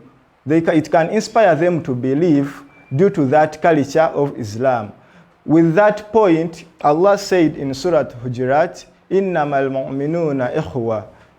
Innamal mu'minuna ikhwa, where believers are like brothers. So another point is about we should encourage fasting. Encourage the believers to fast. Encourage the believers to fast. In that, if you fast, you can easily abstain from different evil acts. Thus transforming to the better. Relating to fasting, Allah said in Quran, Surah Baqarah, ayat 183, Ya ayyuhalladhina amanu, O you believers, Ya ayyuhalladhina amanu, kutiba alaykumus siyam, kama kutiba ala alladhina min qablikum, la'allakum tattaqun. Whereby he emphasizes us to fast, as it was emphasized on our predecessors. Another point is about leading by example. We should as the workers, we should lead by example. Don't tell someone to give in charity when you don't give in charity. First give in charity so that you act as an example to those people and they copy from you so that they also act like you. To that point, in the Quran, Allah said, Kuntum khayra umma ukhrijat linnas ta'muruna bil ma'ruf wa tanhauna 'anil munkar. That we are the chosen group of people sent to the masses. We are sent to the population ta'muruna bil ma'ruf, to encourage good work wa tanhauna 'anil munkar, and to avoid the bad work. So, with such aired-out views, as I conclude, I therefore encourage the Dawah workers to use Ramadan as an opportunity to call people towards the truth. Since Ramadan, within it, we exercise different acts, we do a lot of work, which can easily entice people to join the group of the believers, thus transforming to the truth. I remain Milund Arafat, a student of MOBS, pursuing a Bachelor's of Business Computing, year 2. Assalamu alaikum wa rahmatullahi wa barakatuh. And the theme only. Assalamu alaikum wa rahmatullahi wa barakatuh. I'm Muhammad Awal Intambi, and the theme is Ramadan as an opportunity for the Dawah workers to transform people for the better. MashaAllah. You can start now. Now, first of all, Do you know what you're going to do? Introduction, the body, in the body we expect you to give the point with evidence, whether verse or hadith or any evidence, right? And then audibility, smartness, confidence, fluency. أعوذ بالله من الشيطان الرجيم بسم الله الرحمن الرحيم. I thank Allah subhanahu wa ta'ala, the most graceful and the most merciful, who is Ar-Rahman, Ar-Rahim. And my peace and blessings be bestowed upon the best of humanity, the slow of prophets, Muhammad sallallahu alayhi wa sallam. Ramadan as an opportunity for we, the Dawah makers, to transform the people for the better. First of all, Ramadan is the 9th month, the Islamic calendar, and it is the month in which Allah subhanahu wa ta'ala in the Surah Baqarah 183 calls upon the believers to fast. We as the Dawah makers, this is the opportunity, the great chance we get to transform these people, the people in the community we live in, for the better. In Ramadan, many people who are Muslims and other Muslims who wants to become Muslims, they become more prayerful. Most of them, they promote peace in this Ramadan. So in this Ramadan, it is the great chance we get with the Dawah makers to transform them to become good people. Many people in this Ramadan, they come for prayers in the mosque. They perform their prayers in the mosque. They perform taraweehs in the mosque. And most of them, they go to Ramadan conversions in this Ramadan. Besides other months in the year, this is a great month. I may call it a great month in the year. So, we as the Dawah makers, we have for the Holy Quran as the way of guidance to make these people to be transformed for the better. As it was stated in Surah Taha, going to read the tafsir, ayah 42, Allah subhanahu wa ta'ala tells Nabi Musa alayhi salatu wasalam and his brother, go you and your brother with my saints, and do not slacken in my remembrance. Go both of you to Pharaoh, indeed he has transgressed, and speak to him with a gentle speech, and that perhaps he may be reminded, or fear Allah. So Allah subhanahu wa ta'ala, this even in other surahs, so Nabi Muhammad sallallahu alaihi wasallam, that you ask these people who read the books, the Torah, and then you know that you are on the right way.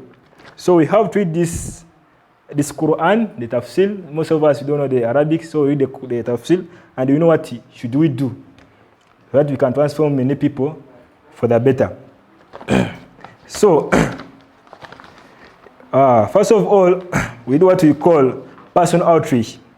According to this surah, the surah have stated the ayats, engaging into one-to-one conversation to encourage individuals to reflect on their actions.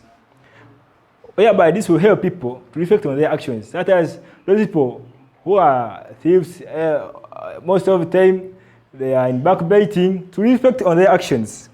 And they seek for forgiveness. And they strive, and that will strive for them a positive change during Ramadan.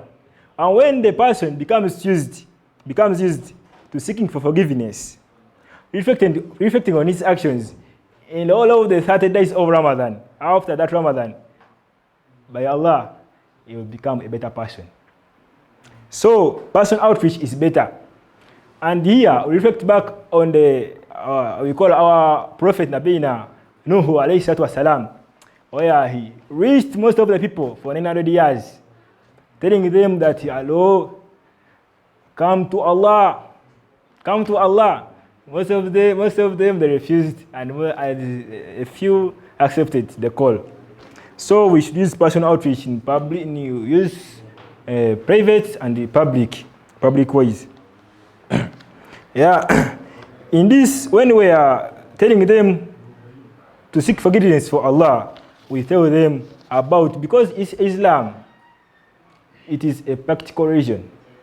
We tell them that Allah subhanahu wa ta'ala, it is a full ayah in the Quran, in Surah Az-Zumar, ayah 153, where he says, say, O my servants, who transgressed against themselves by sinning, do not despair of the mercy of Allah. Indeed, Allah forgives all sins. Indeed, it is He who is forgiving the merciful. So we have to use these ayats to tell those people about what Allah needs them to be.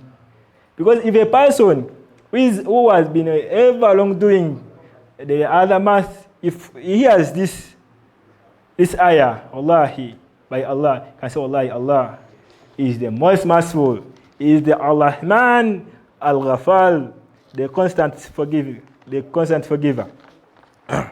We should use the support system here by providing support to the individual who may be struggling with fasting, spiritual growth by offering guidance, encouragement and resources.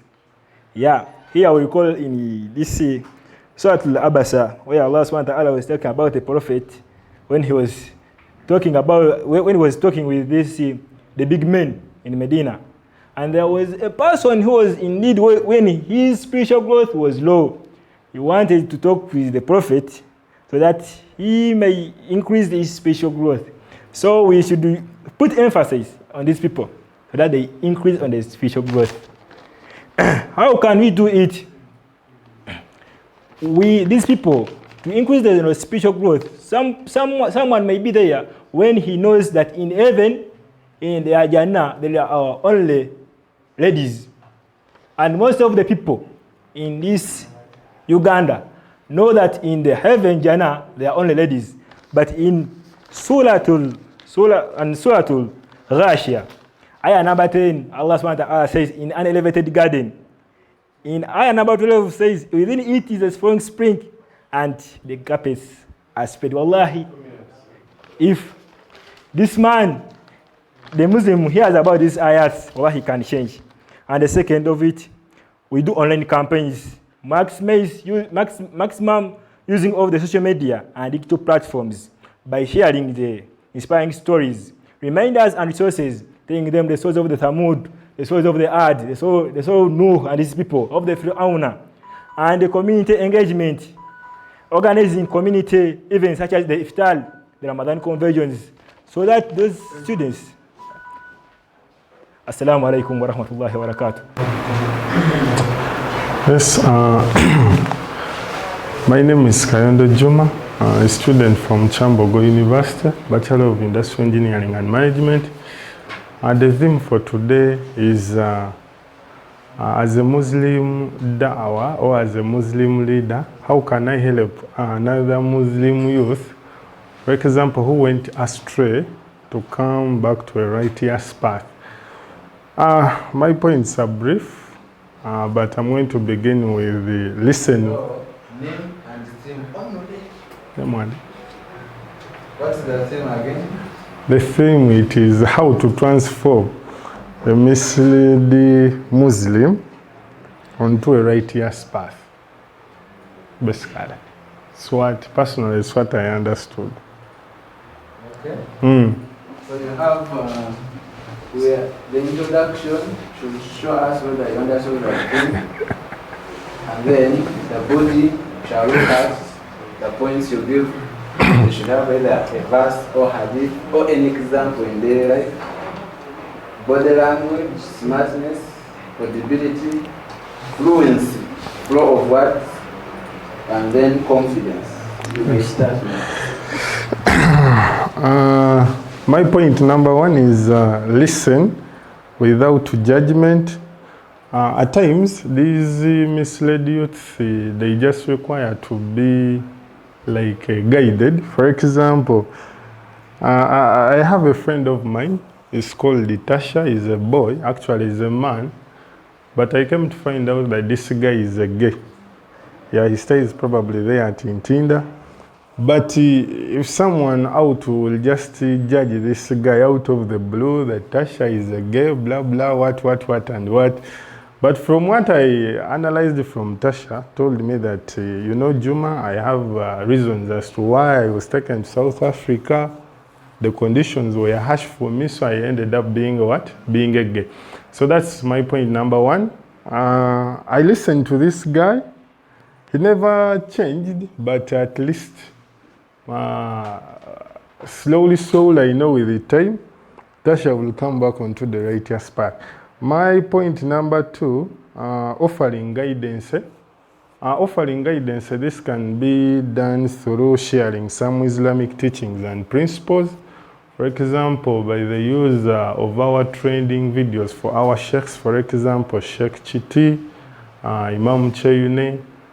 Their videos can act like a good example to someone. So my point number three, being a positive role model. This can be done by like through that English saying that it is okay. It is not proper to say that someone do what I do but don't do what I say. Why is that the thing? Or do what I say but don't do what I do. And this I'm like having or being a positive role model. It's like act on what you say. For example, being kind to others, being compassionate and patient to others. From this, it can lead to someone to transform and transgress by saying that if this guy has done so and so, maybe personally, I can also give what? Give it a try. Connect them with supportive resources. That's my point number four. That at times there can be some financial issues that may make some of these people to go into things that are wrong. For example, my friend I have told you about, it was just a financial issue that made him to go in that thing of LGBTQ. So offering them some financial resources, for example, we're in the month of Ramadan. I know most mosques are collecting out Zakat al-Fitr. So from that portion which is collected, it can be given to such people who are having some financial problems. Praying for them is also something that can't be left out. Offering sincere prayers for the guidance and well-being of the youth through asking Allah, because we know that however much you may try to bring, or you may try to advise or talk to this person, but if Allah doesn't decide this person to follow the righteous path, even if you do what, it can't happen. As I'm concluding, remembering to approach these people with empathy and understanding, recognizing that everyone faces struggles and challenges. I think it can help most youth that were misled or following or who went astray to transform and come back onto the righteous path. Assalamu alaikum rahmatullahi wa barakatuh. Is Mugabe Faisal. I will be presenting Mugabe Faisal. And I'm going to present Embracing Ramadan, a beacon for transformation and dawah. Now, as you are making your presentation, these are the considerations that we are having here. You should give us a good intro to understand whether you fit the topic or the theme. And then two, in the body, we shall be looking at if you have points. So you should be stating that. Then the explanation with clear citation, either Quran or Sunnah, and any other kind of relevant citation, how you link your points to the subject, the fluency, the originality of the message. If you have not, you are not googling just the message, then the body language, how the body eye contact, things to do with the ability, non-verbal, then the confidence and the smartness. Then how we conclude. So please you can start. Alhamdulillah wa salatu wa salam ala rasulillahi sallallahu alayhi wa sallam. Assalamu alaikum wa rahmatullahi wa barakatuh. Distinguished guests, respected scholars, Muslim brothers and sisters, I stand before you humbled by the opportunity to discuss about the sacred month of Ramadan as a platform for dawah members, for the Muslim missionaries to use it for the sake of spreading Islam. And in this case, the dawah members, these are some of the points that you should take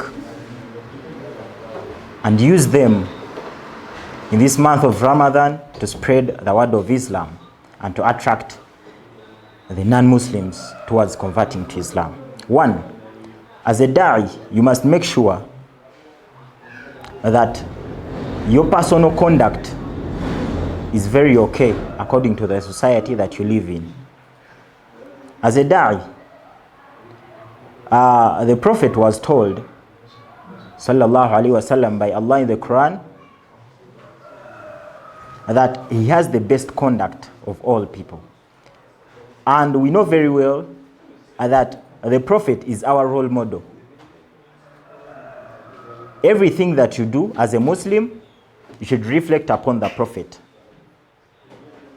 And in the Sahih Hadith, the Prophet said that akmalul mu'minina imanan ahsanhum khulqa. So your moral conduct is very vital in this situation, in this dawah community or activities.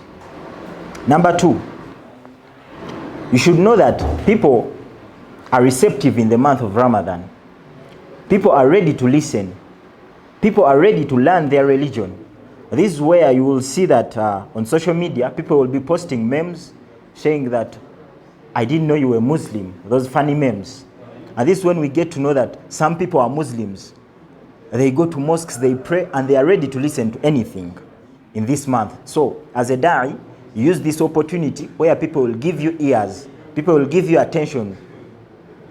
Number three, we get more time in the month of Ramadan.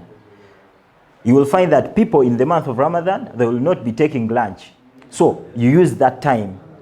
During the time of Zuhur, you see that people come before Suhuri time and they go to the mosque. So you use those 10, 20, 30 minutes to deliver your message to the Muslims. So you can even use the time during Taraweeh, those time intervals where we sit after 2 rakas, then you use that time. Before Salat Witri, we also have that time. You can deliver the message within that time. Number four, before you make any delivery in the message that you're going to deliver, first get to know the type of audience you are going to talk to during this time of Ramadan. Because in Ramadan, this is where we'll get people who are not, who don't usually pray, who don't usually do Islamic actions, who don't put into practice, who don't practice their Islam. So, during this time of Ramadan, you will see different faces in mosques. And these faces, some of them are not used to the practicing of Islam. So, get to prepare your message in a way that it's not abusive. This person will be able to understand it. In simple terms, use hikmah while you're delivering the message to these people. Because you will find that these people are not used to the actions that they are doing right now in the month of Ramadan. They are starting to pray. So, when you are speaking to them, don't attack. They will get that negative attitude during the month of Ramadan. And the audience that you'll be talking to, make sure that at least there is an impact. Teach according to the level of the people. Don't give them ilm like you'll go to Kamocha and then you will give the knowledge, you will give them this knowledge whereby Tarawih is option. You can pray, you cannot pray. And so these people won't be able to understand, but they will get it as an excuse of dodging Tarawih prayers. So give them knowledge according to their level. Time out. 1 minute. And another thing that da'is, most of them, they take for granted is praying for these people whenever you are delivering a message to them. Always pray for them, because Allah in a hadith, that is hadith al-Qudus, he said that kullukum dallun illa man hadaita. And in a certain verse in the Quran, he said innaka la tahdi man ahbabta walakinna Allah yahdi man yasha. When he was talking to the Prophet, he told him sallallahu alaihi wasallam that it's not your role to guide these people to the straight path. It's Allah who guides to the straight path. So in the other hadith that I mentioned, the Prophet sallallahu alaihi wasallam in a hadith al-Qudus, he said, Allah told us that ya ibadi kullukum dallun, all of you are on a wrong path or astray, illa man hadaita, except those that I guide. So I will conclude by saying that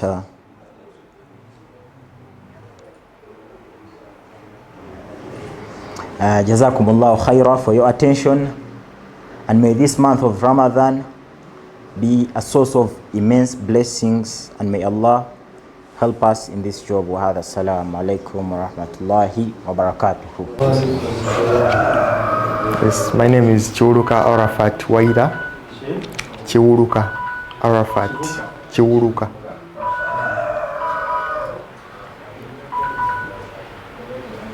Chiwuruka Arafat Waida. And the theme Chiwu. Yes. And the theme to be discussed today is Ramadan, an opportunity for dawah workers to transform people for the better. You know the guiding principles. One, we shall need to read an introduction that will tell us whether honor is understood the thing. Yes. Then two, when you come to the body, we shall need to know whether you have the points with you. So you have to set them, then the relevant explanation, including the citations from Quran, Hadith, or any other kind of source. Then link the point to the theme, then the fluency and the originality of the message.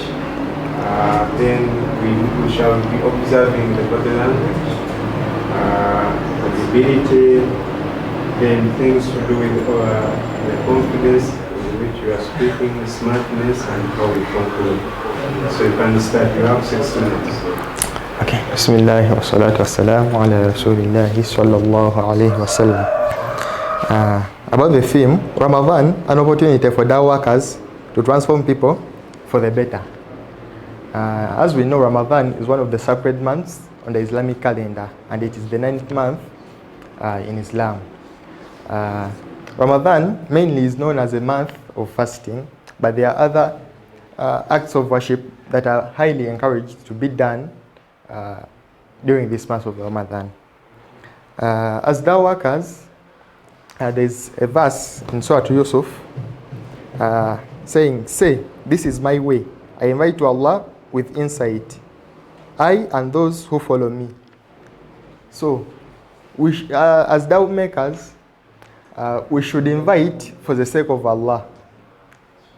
First of all, we should prepare ourselves with sincerity that we are doing this dawah work for the sake of Allah and only to please Allah, not to be praised by these people whom we are calling towards the right path. During this month of Ramadan, Muslims are highly submissive and eager to learn more about their religion.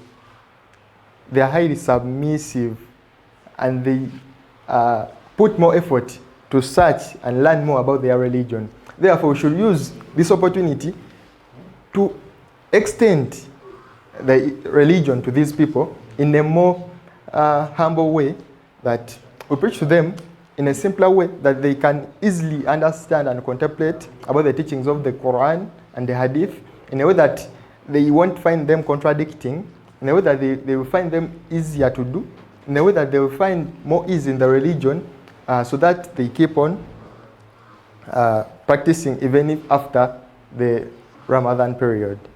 Because all about the theme is that with our makers, we should make sure that, like, these people, the so-called they are mainly called as Ramadan Muslims, we should make sure that they transform and keep to the practices of Islam even after the Ramadan period, through the dawah that we should extend during this period. And to do this, we should first prepare faithfully, prepare ourselves spiritually for the sake of Allah. We renew our intentions that we are doing this work for the sake of Allah, and we should pray to Allah to make the work easy for us during this period.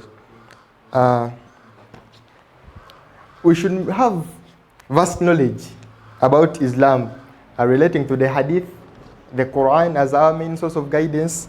We should have this vast knowledge, so that when people usually ask questions, you have to interact with people to refer them to the different ayats of the Quran. So you should have vast knowledge concerning mainly the whole religion, different topics of discussion that you're going to preach to the people, so that you will not go off guard if you ask a question and you may fail to answer it. It's that question that someone has asked you that is going to lead him to guidance.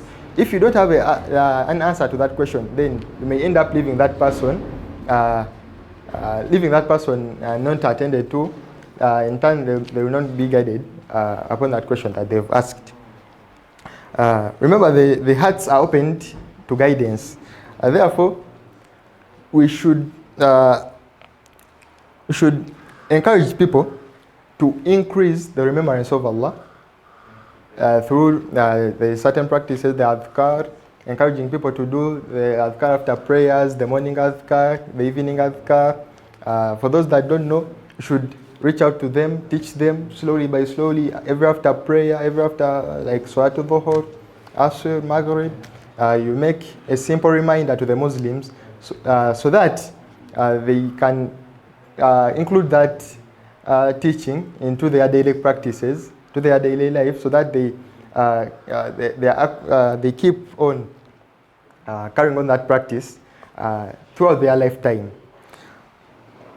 As dawah makers, there are some people who are very difficult to approach. However, we should spread salam. There's a hadith that encourages us to spread salam amongst us, for us to love one another. So, basing on that point, as a dawah maker, you should be able, before doing anything, you should spread salam, because salam, you wish people blessings and so on. So, with that, you can easily engage with people. You get the opportunity to tell them all that you want to tell them, but after spreading that salam, there is a bond that there's a bond that comes in between you and the people that you're talking to, just before, by spreading the salam. You should encourage the feeding of the people through the gatherings. So at that point, you get the time to engage with the people, give them your preachings, and so on and so forth. So as I'm concluding, there is this verse that says, and support one another in good deeds and taqwa. So with that, as dawah makers, our main role is to support people in doing good deeds and renewing their faith, their taqwa, their fear of Allah during this period of the Ramadan and after the Ramadan period. So with that, I beg to submit. Rahmatullahi wa barakatuh. Ramadan, an opportunity for dawah workers to transform people for the better is the theme I'm going to talk about. Your name is? Baka Hamza Sulaiman. Baka Hamza Sulaiman. Okay. The rules are, what we are looking up for is how you introduce the theme, to just to know whether you understood it. Then in the body, we will be looking at if you have the points so that you can state them, and the backing citations and the explanation, either the Quran or Hadith.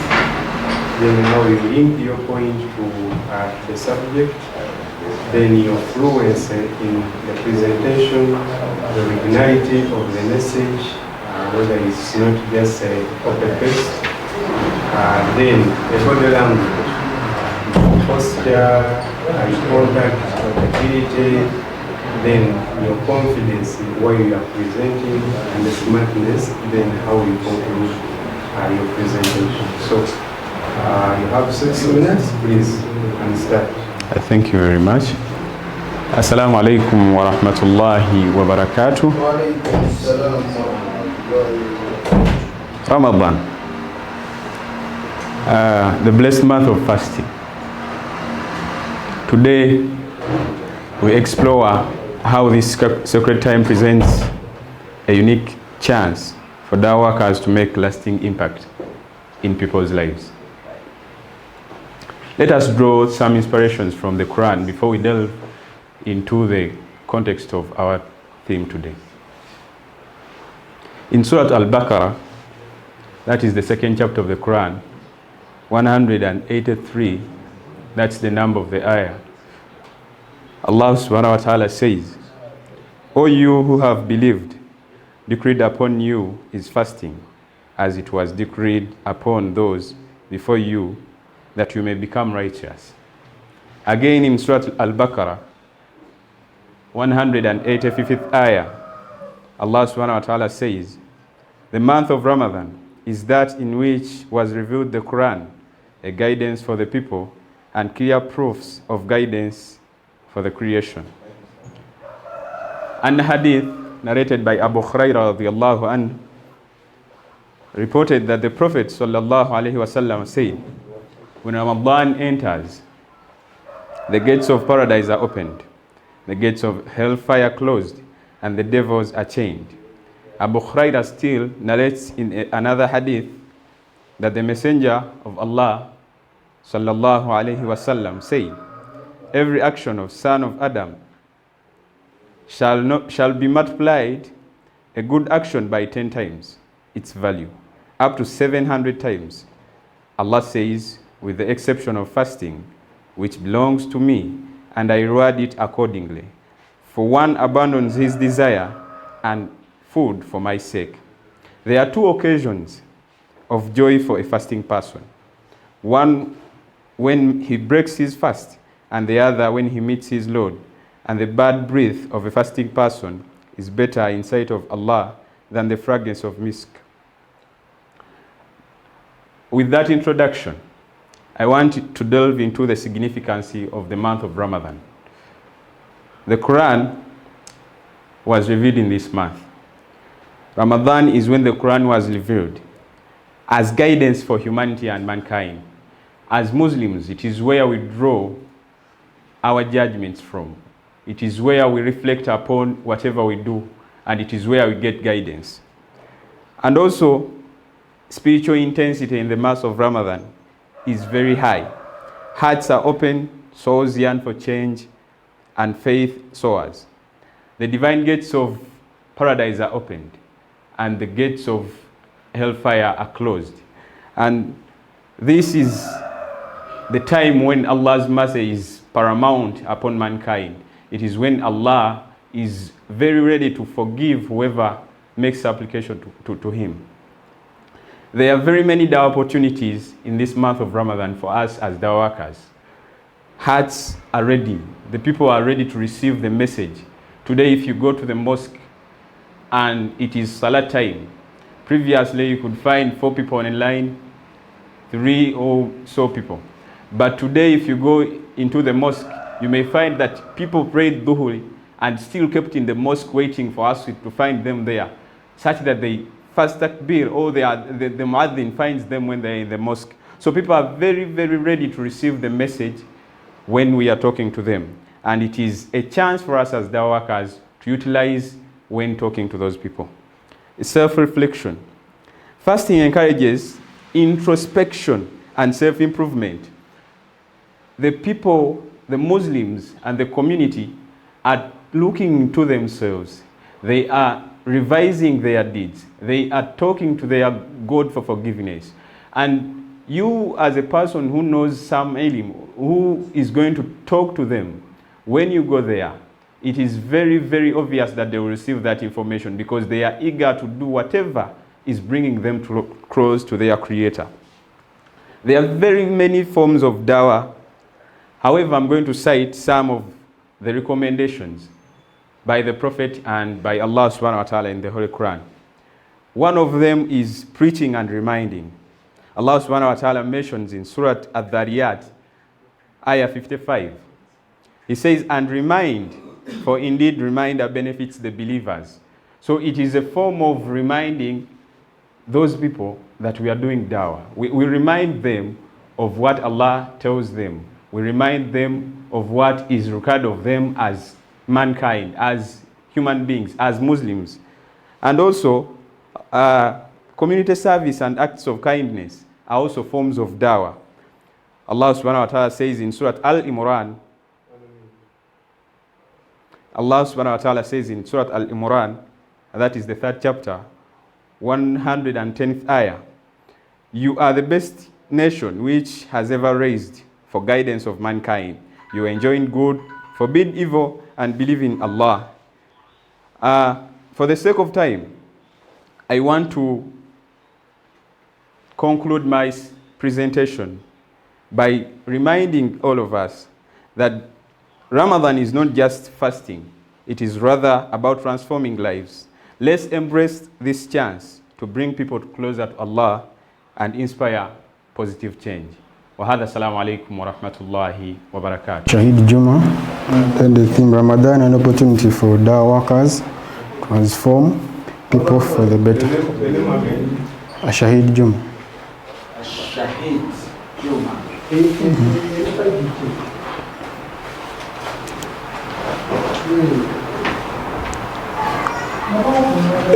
So what we are going to look up to in your presentation is how you introduce the theme to indicate to us that you understood it.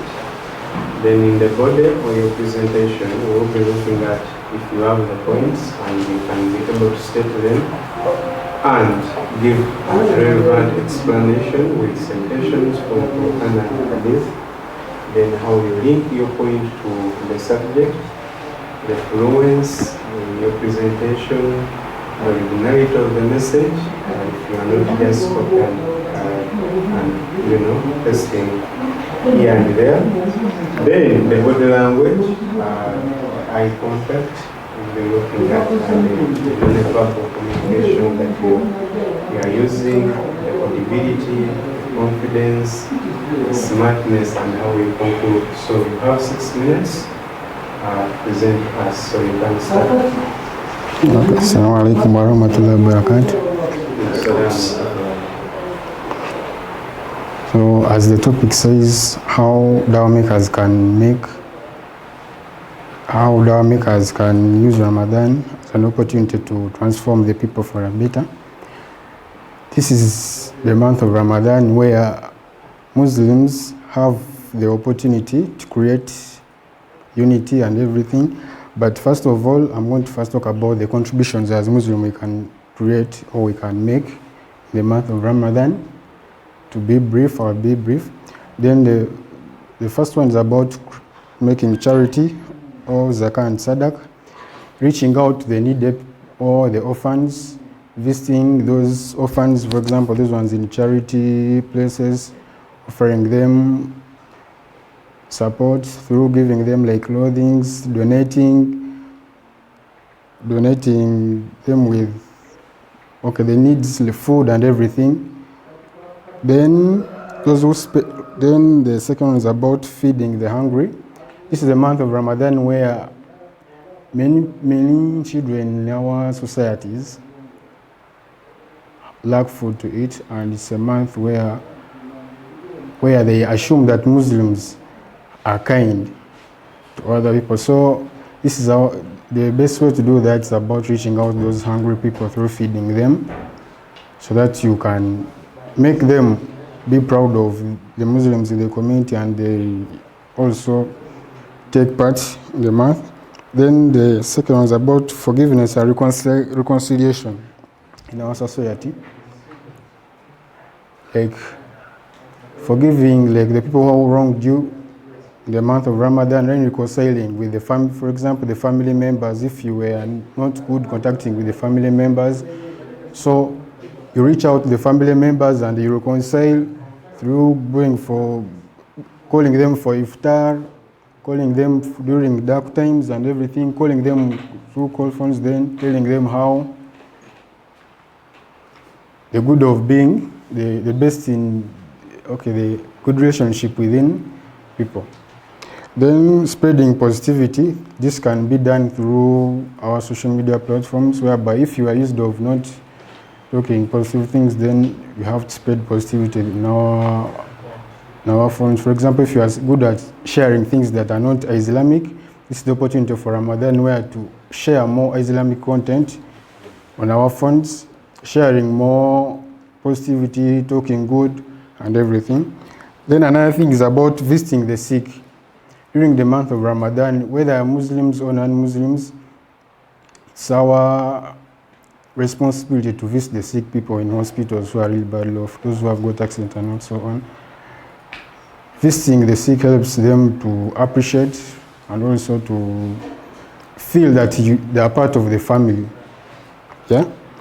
Then helping those, also encouraging good deeds among the non-Muslims and the non-Muslims. For example, if you are neighbors, if you are not, in Ramadan, if before Ramadan you are not good, so in Ramadan you have to promote more good deeds, for example, like telling them how to behave in an Islamic way. This will attract them to be Muslims, and also the way you talk to them helps attract them to be good people. Then my next point is about organizing iftar events, for example, at your home, inviting friends, inviting Muslims, inviting the young ones and everyone. For example, at all levels or at home or at mosques. This helps unite the non-Muslims in our societies and the Muslims, hence giving them opportunity to appreciate Islam. Then encouraging unity. For example, if you saw Muslims who are divided, this is the opportunity for Ramadan whereby Muslims are united. And as Ali had said that you invite them for iftar, then you counsel them. If you can't, then you refer them to the Islamic teachings. For example, the Islamic teachings of Prophet Muhammad ﷺ and also the Quran teachings. Yeah, thank you. Assalamu alaikum. So we have 54 questions. We need to be very fast. What's the verse count in Surah Al-Buruj?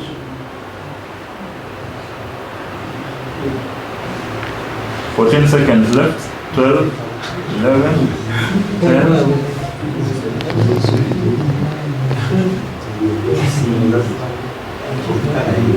So layer number E. The correct answer is 22, and 7 people have got it right. Only out of the 26. And the scoreboard is as is. What's on the top? That's where you are. Yes, the same, the color. So read the question. Then the color is red. If red is the right answer, you click on red. Blue is the right answer, you click on blue. If the green is the right answer, you click on green. So just look for the colors, is what you click on. 9 seconds. 5, 4, 2, 3, 1.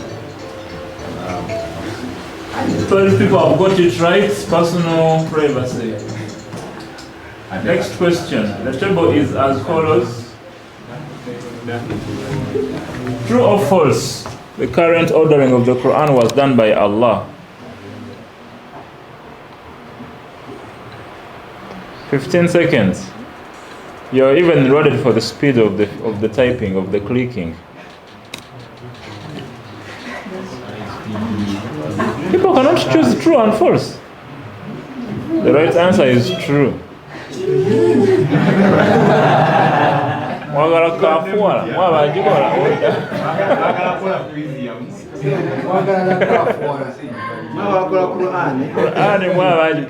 Anyway, next we are seeing some compliments here. I have them.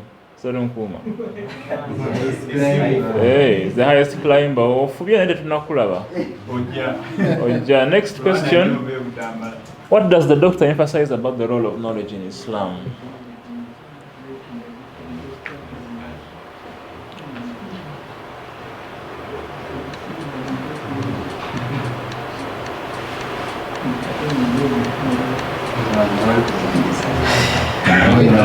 Five seconds. 3 seconds.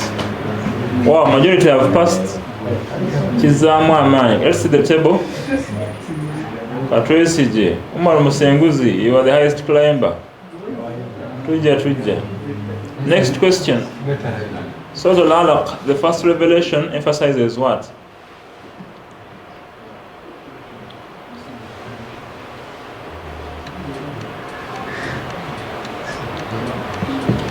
Ten seconds.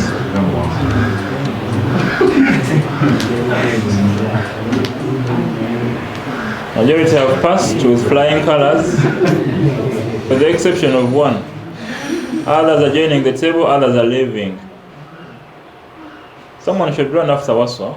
Waswa has become something. Next question. In which surah is the concept of seeking refuge in the Lord of the Daybreak mentioned? Which surah is that?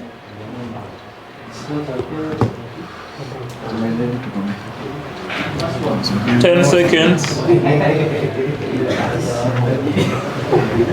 And the majority have passed except 5 people here who have said Al-Fajr.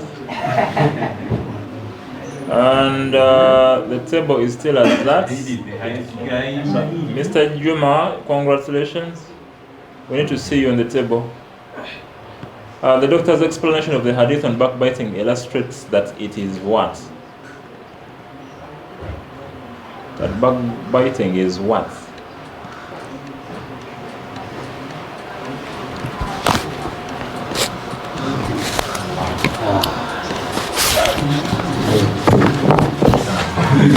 Five seconds, 2, 1, 0.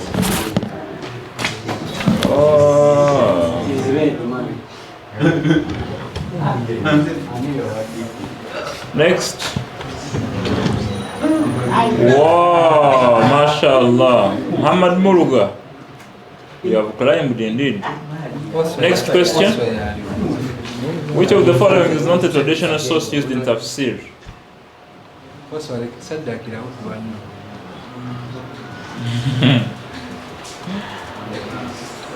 And the right 10 seconds.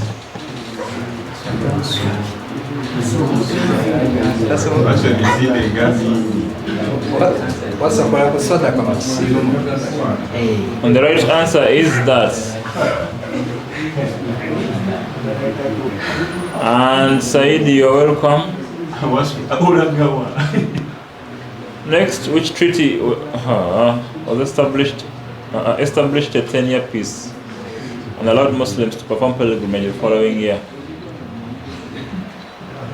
Answer Z. Kangamaz. 10 seconds. 3 people are still thinking. 2 people. 1 person. Perfect. Only 2 have failed. The right answer is Hudaybiyah. And Amber, you're welcome to this table. Who is considered the first person to compile a comprehensive tafsir of the Quran? Hey.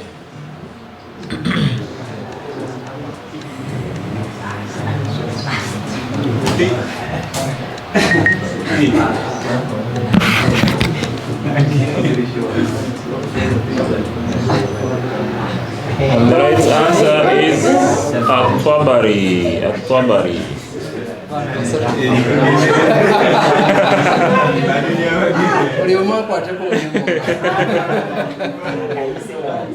And Waswa. Okay. Waswa kulika yo.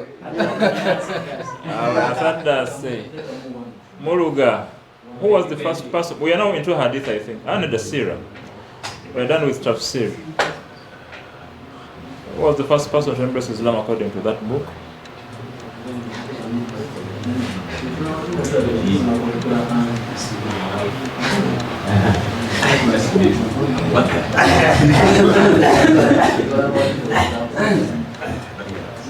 And the right answer is Khadija. So I was still answering for. And Muluga is there and Said is there. Said has a streak of 6 correct answers in a row.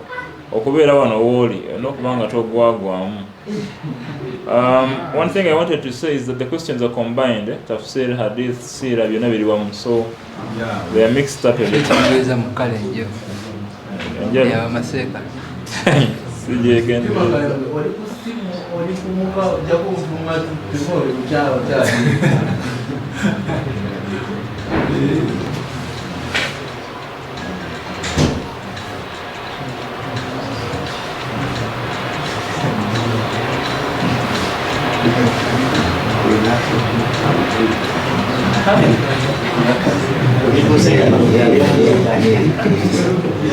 That's the answer. And Kasule and Amber. Bakemba tukulengedde. What is primarily being sworn by in Surah An-Nazi'at?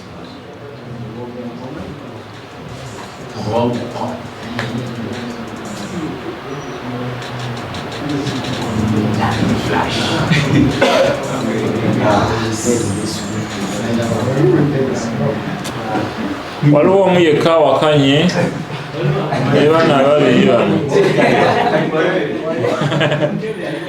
kayiwa tukusanyukidde. Which of the following tafsir relies heavily on hadiths to explain the Quran?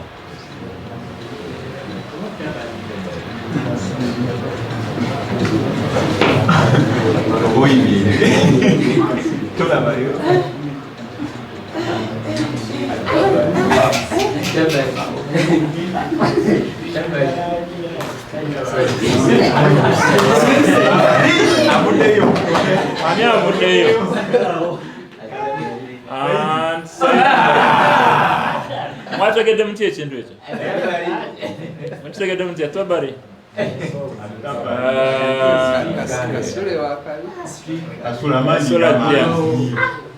Three in a row.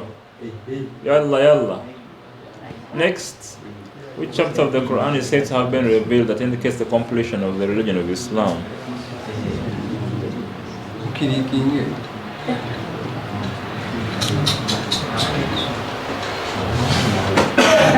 10 seconds.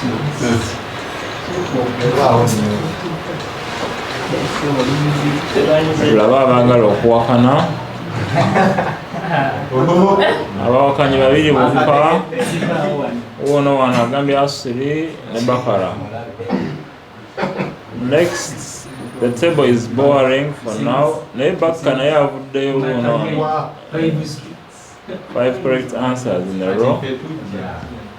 Surah An-Naba discusses what does Surah An-Naba discuss?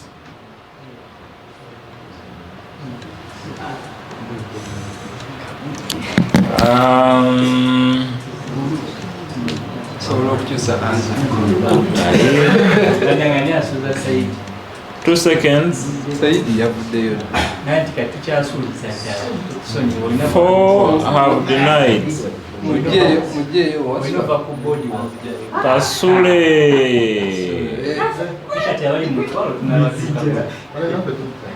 Next, do you have your, do they show you your marks there? Next, in which surah does Allah mention the punishment of Pharaoh and his people?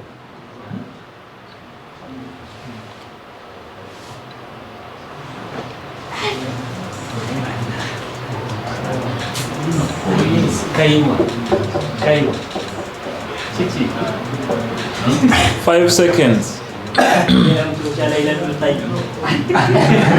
And 2 people have refused to agree. And the table is as boring. But 11 players have hit answer streak 7. It means about today. 7 right answers in a row. In Doctor's commentary, how does he describe the importance of intention in Islam? According to the first hadith of An-Nawawi. How does he describe the importance of niyyah?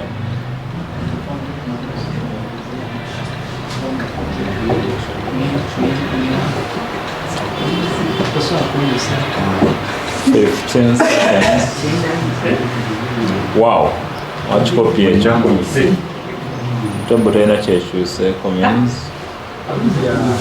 How many verses are there in Surah Al-Tariq?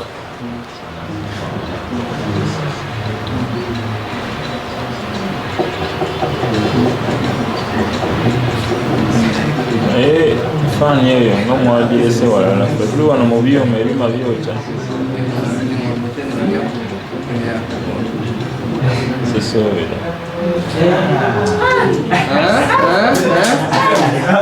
only 4 people. The table Aslam, welcome. And 9 players have dropped the answer streak of 8.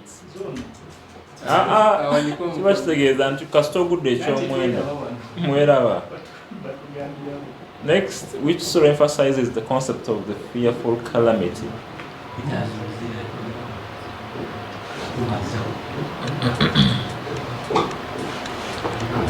And 5 seconds. 2, 3, 5 people have refused.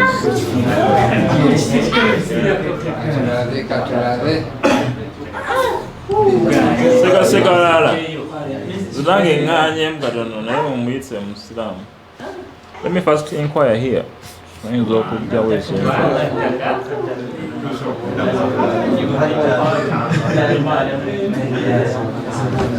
Atibobo ganye yokolo. The answer is Qaria.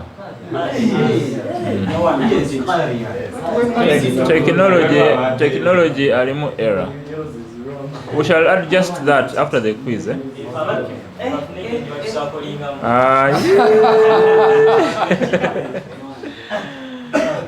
Anyway, proceeding. That was an error.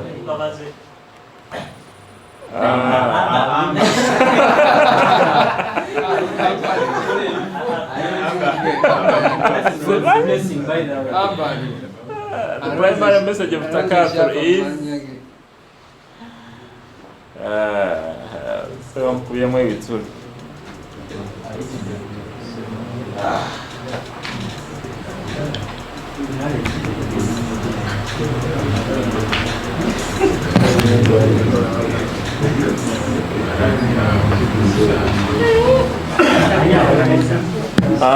Excessive competition. Allah, what is the primary method used by the Prophet to spread the message of Islam?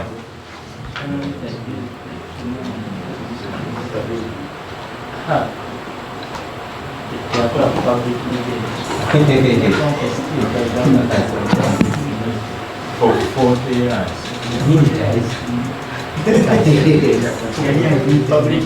2 seconds, and the right answer is Qudwatul Hasana. nayo nawo mwaka kaga mugana musonga yasadase. What significant event describes the marking of the beginning of the Islamic calendar? Neno okogera answer kiri haram basika. Clicking is the halal thing.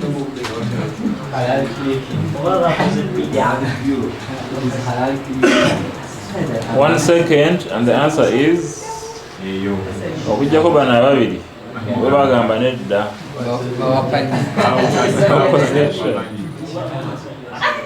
Okay, gumu kitundu gumu kakaaga. Okay. What is tafsir? Subhanallah.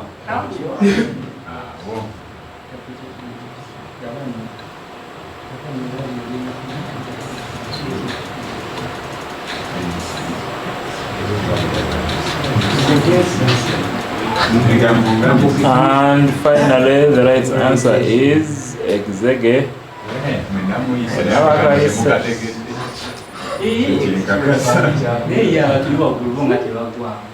Total Buruj addresses what?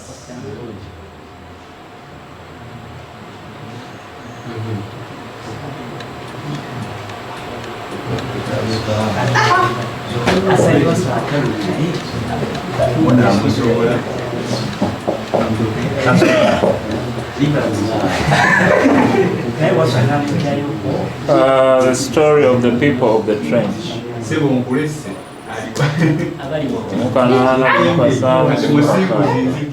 What was the significance of the farewell pilgrimage?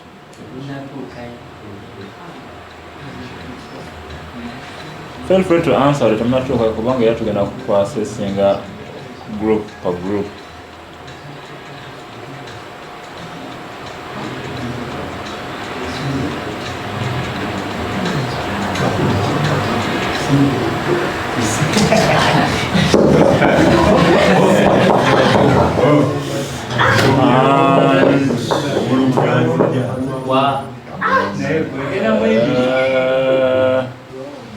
What does the term "I" literally mean?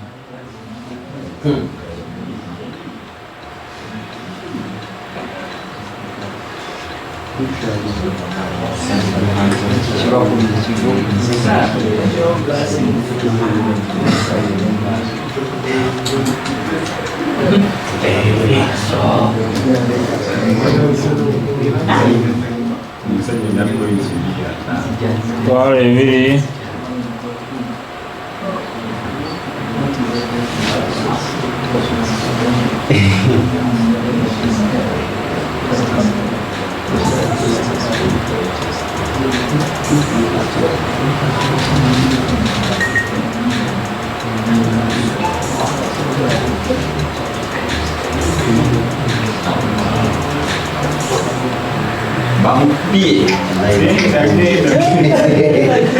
إلا الذين آمنوا وعملوا الصالحات وتواصوا بالحق أن يعبدوا بالله. الله أكبر.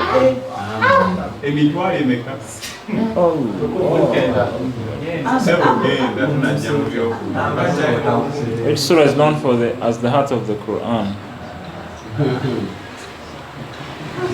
Al-Fatiha hiyo, Ikhlas hiyo, Rahman hiyo, Yasin hiyo. And 3 2 1 second. Allah. Mugamba nti nze mbalagiridde. Aslam. Hello? Assalamu alaikum. Hello? Hello? Hello?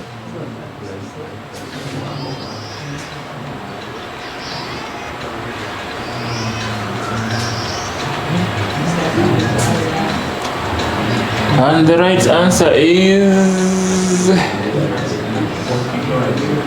2 3 1. Senguzi nabakogeddeko wano.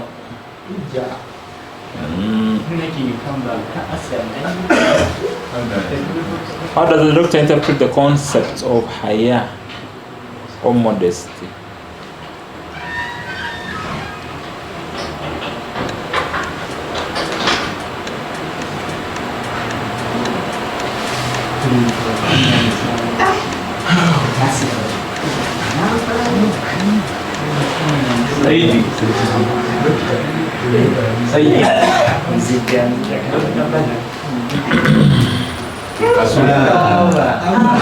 Ani amba mukwateko mu bugalo. Ani amba mukwateko mu bugalo. So utabadde. Wesibadde amba. Hello. Assalamu alaikum. Ombi pinze.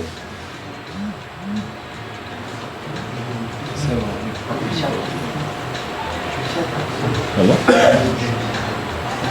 Hold on a second.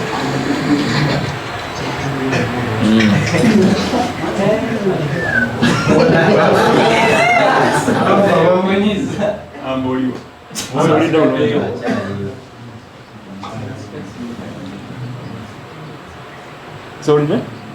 Mchele?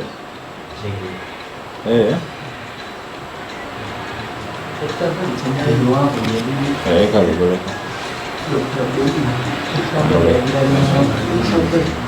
Habari mkadde. Amba.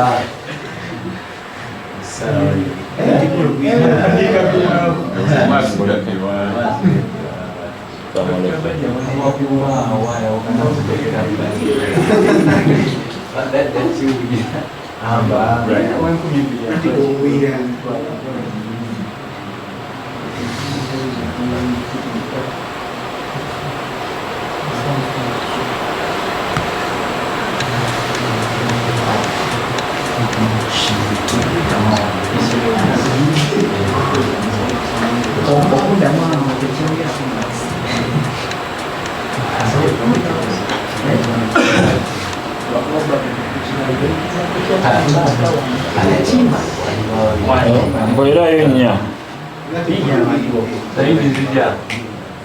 Kavule wano wanabbanja. Kavule. Makerere kavule wanabbanja. Wanabbanja.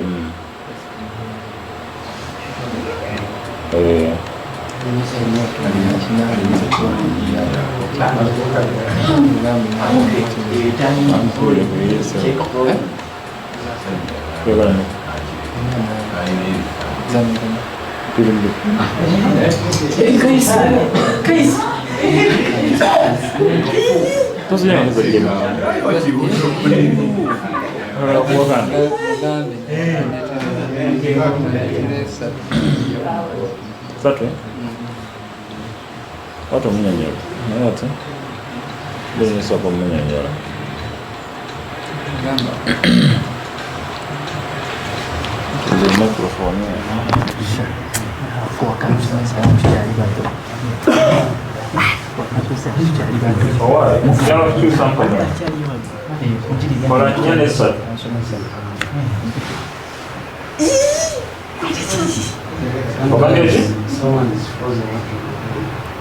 Soko ikisaidi ngachali kungumi bili yakola hiyo.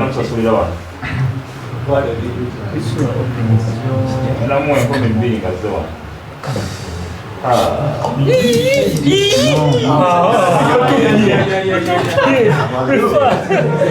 Time is up.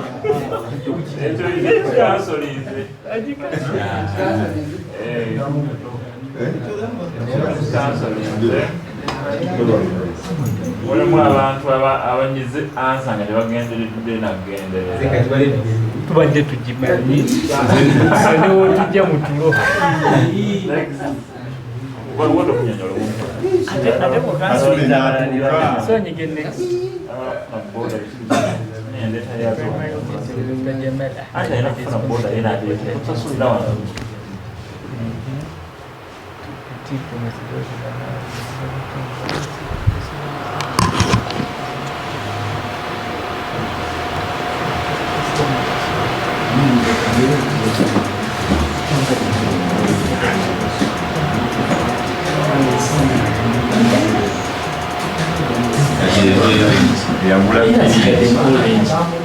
Vanessa mtusa okufana tunuleko wano ebima bino birina ebbugumu liyitirivu okusembezeeko ne wano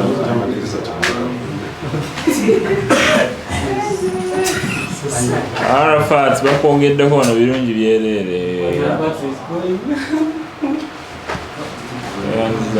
teka mu kifo kimu tetambula kajjemu kali sigale mu kifo kimu. Yeah, thank you. Nazaat.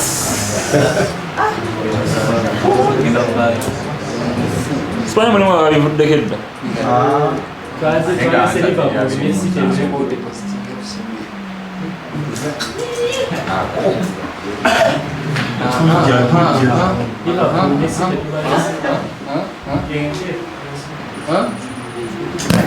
Baka obugalo obw'enjawulo yabagambye ajja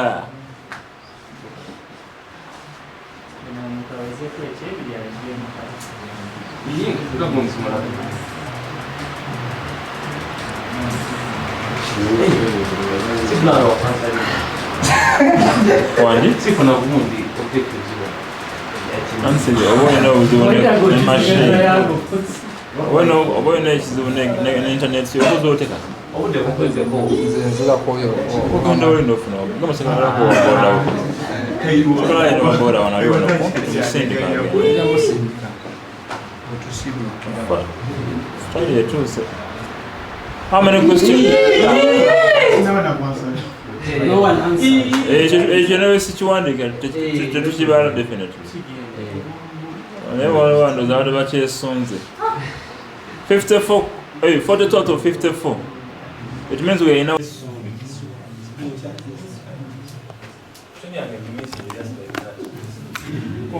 I have no problem. I have not done anything. It is your machine and the internet.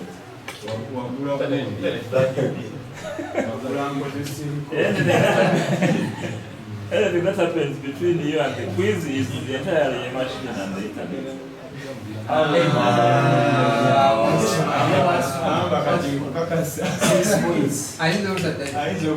We are in the last 8 questions.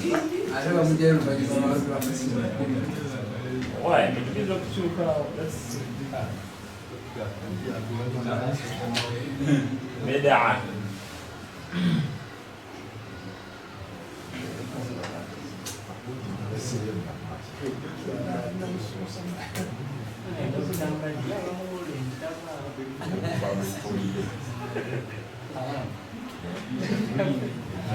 One second.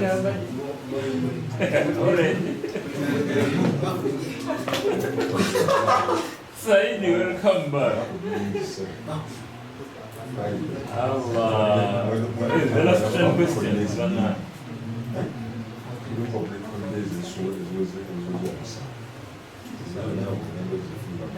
When I started to say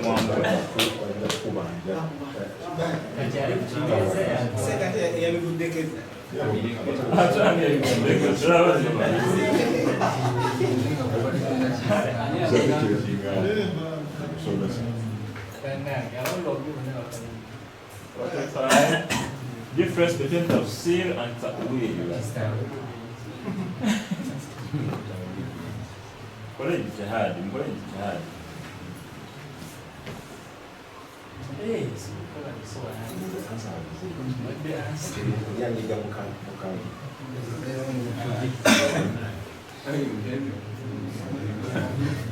And 13 against and 13 for.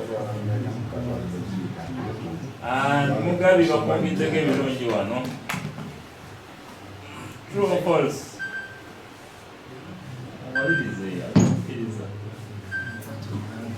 I think I'll be on the luck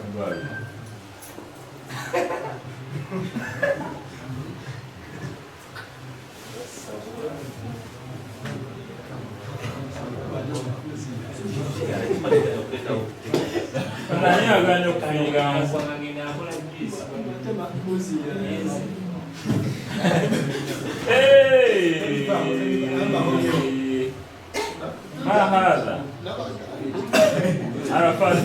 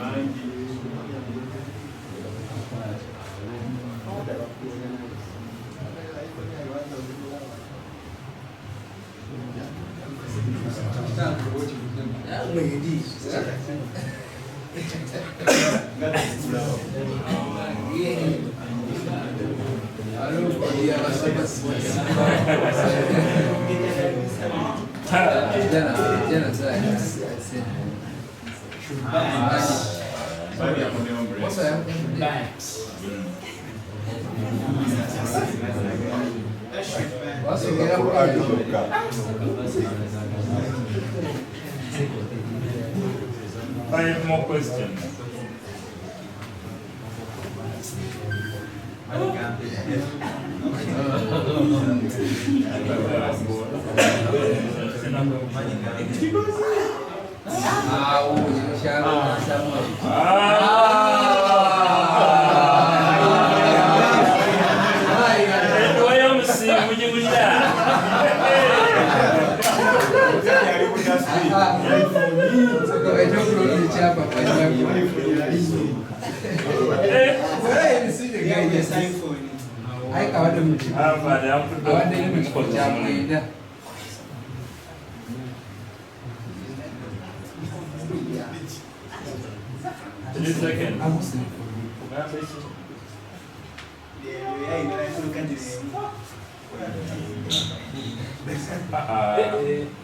How do you service? Sorry,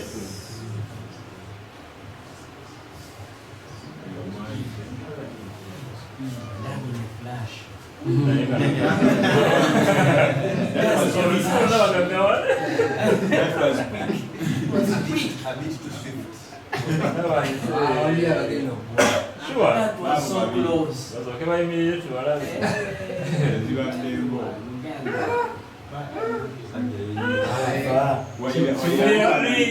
That was quick.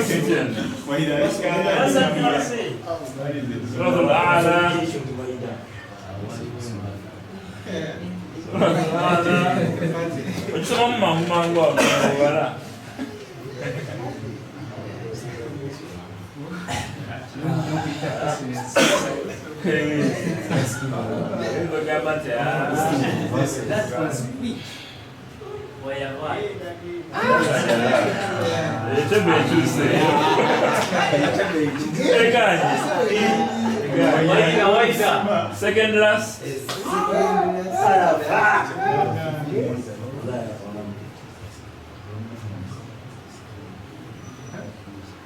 Yeah. Without saying his name. I'm too swift.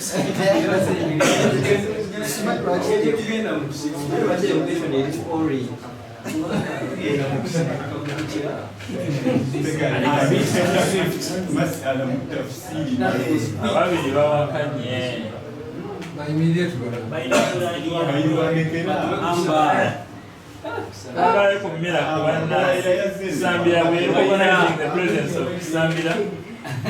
And finally,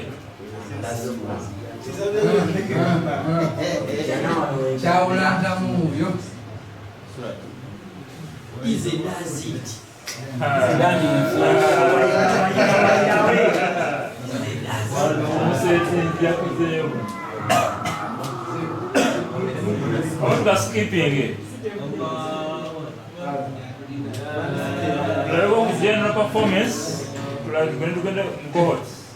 Takbiri ya waswa. Allah. Ya amba. Ya waida. Waida.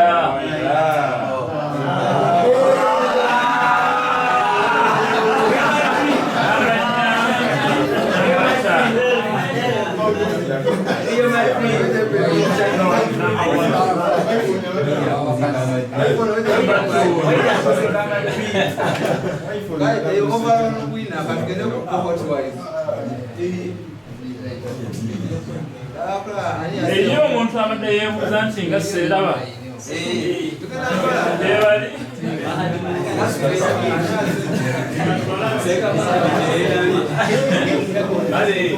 Salamu alaikum.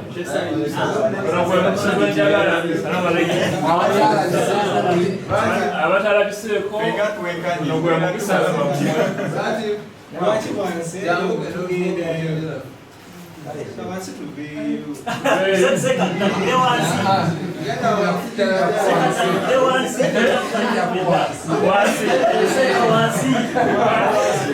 Some of the group leaders I have who represent the rest of us. We hand over just for few people. Yes, about 3 of them. Mahat, Ronga, certificate of participation. Enonkuru nayo hizo jiteka abantu bakuru. Aslam Usman Kasozi for the Saturday class. Thank you for participating.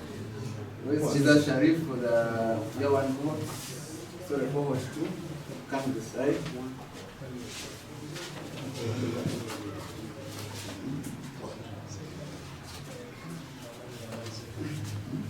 Kaiwa Nuhu, Kaiwa Nuhu.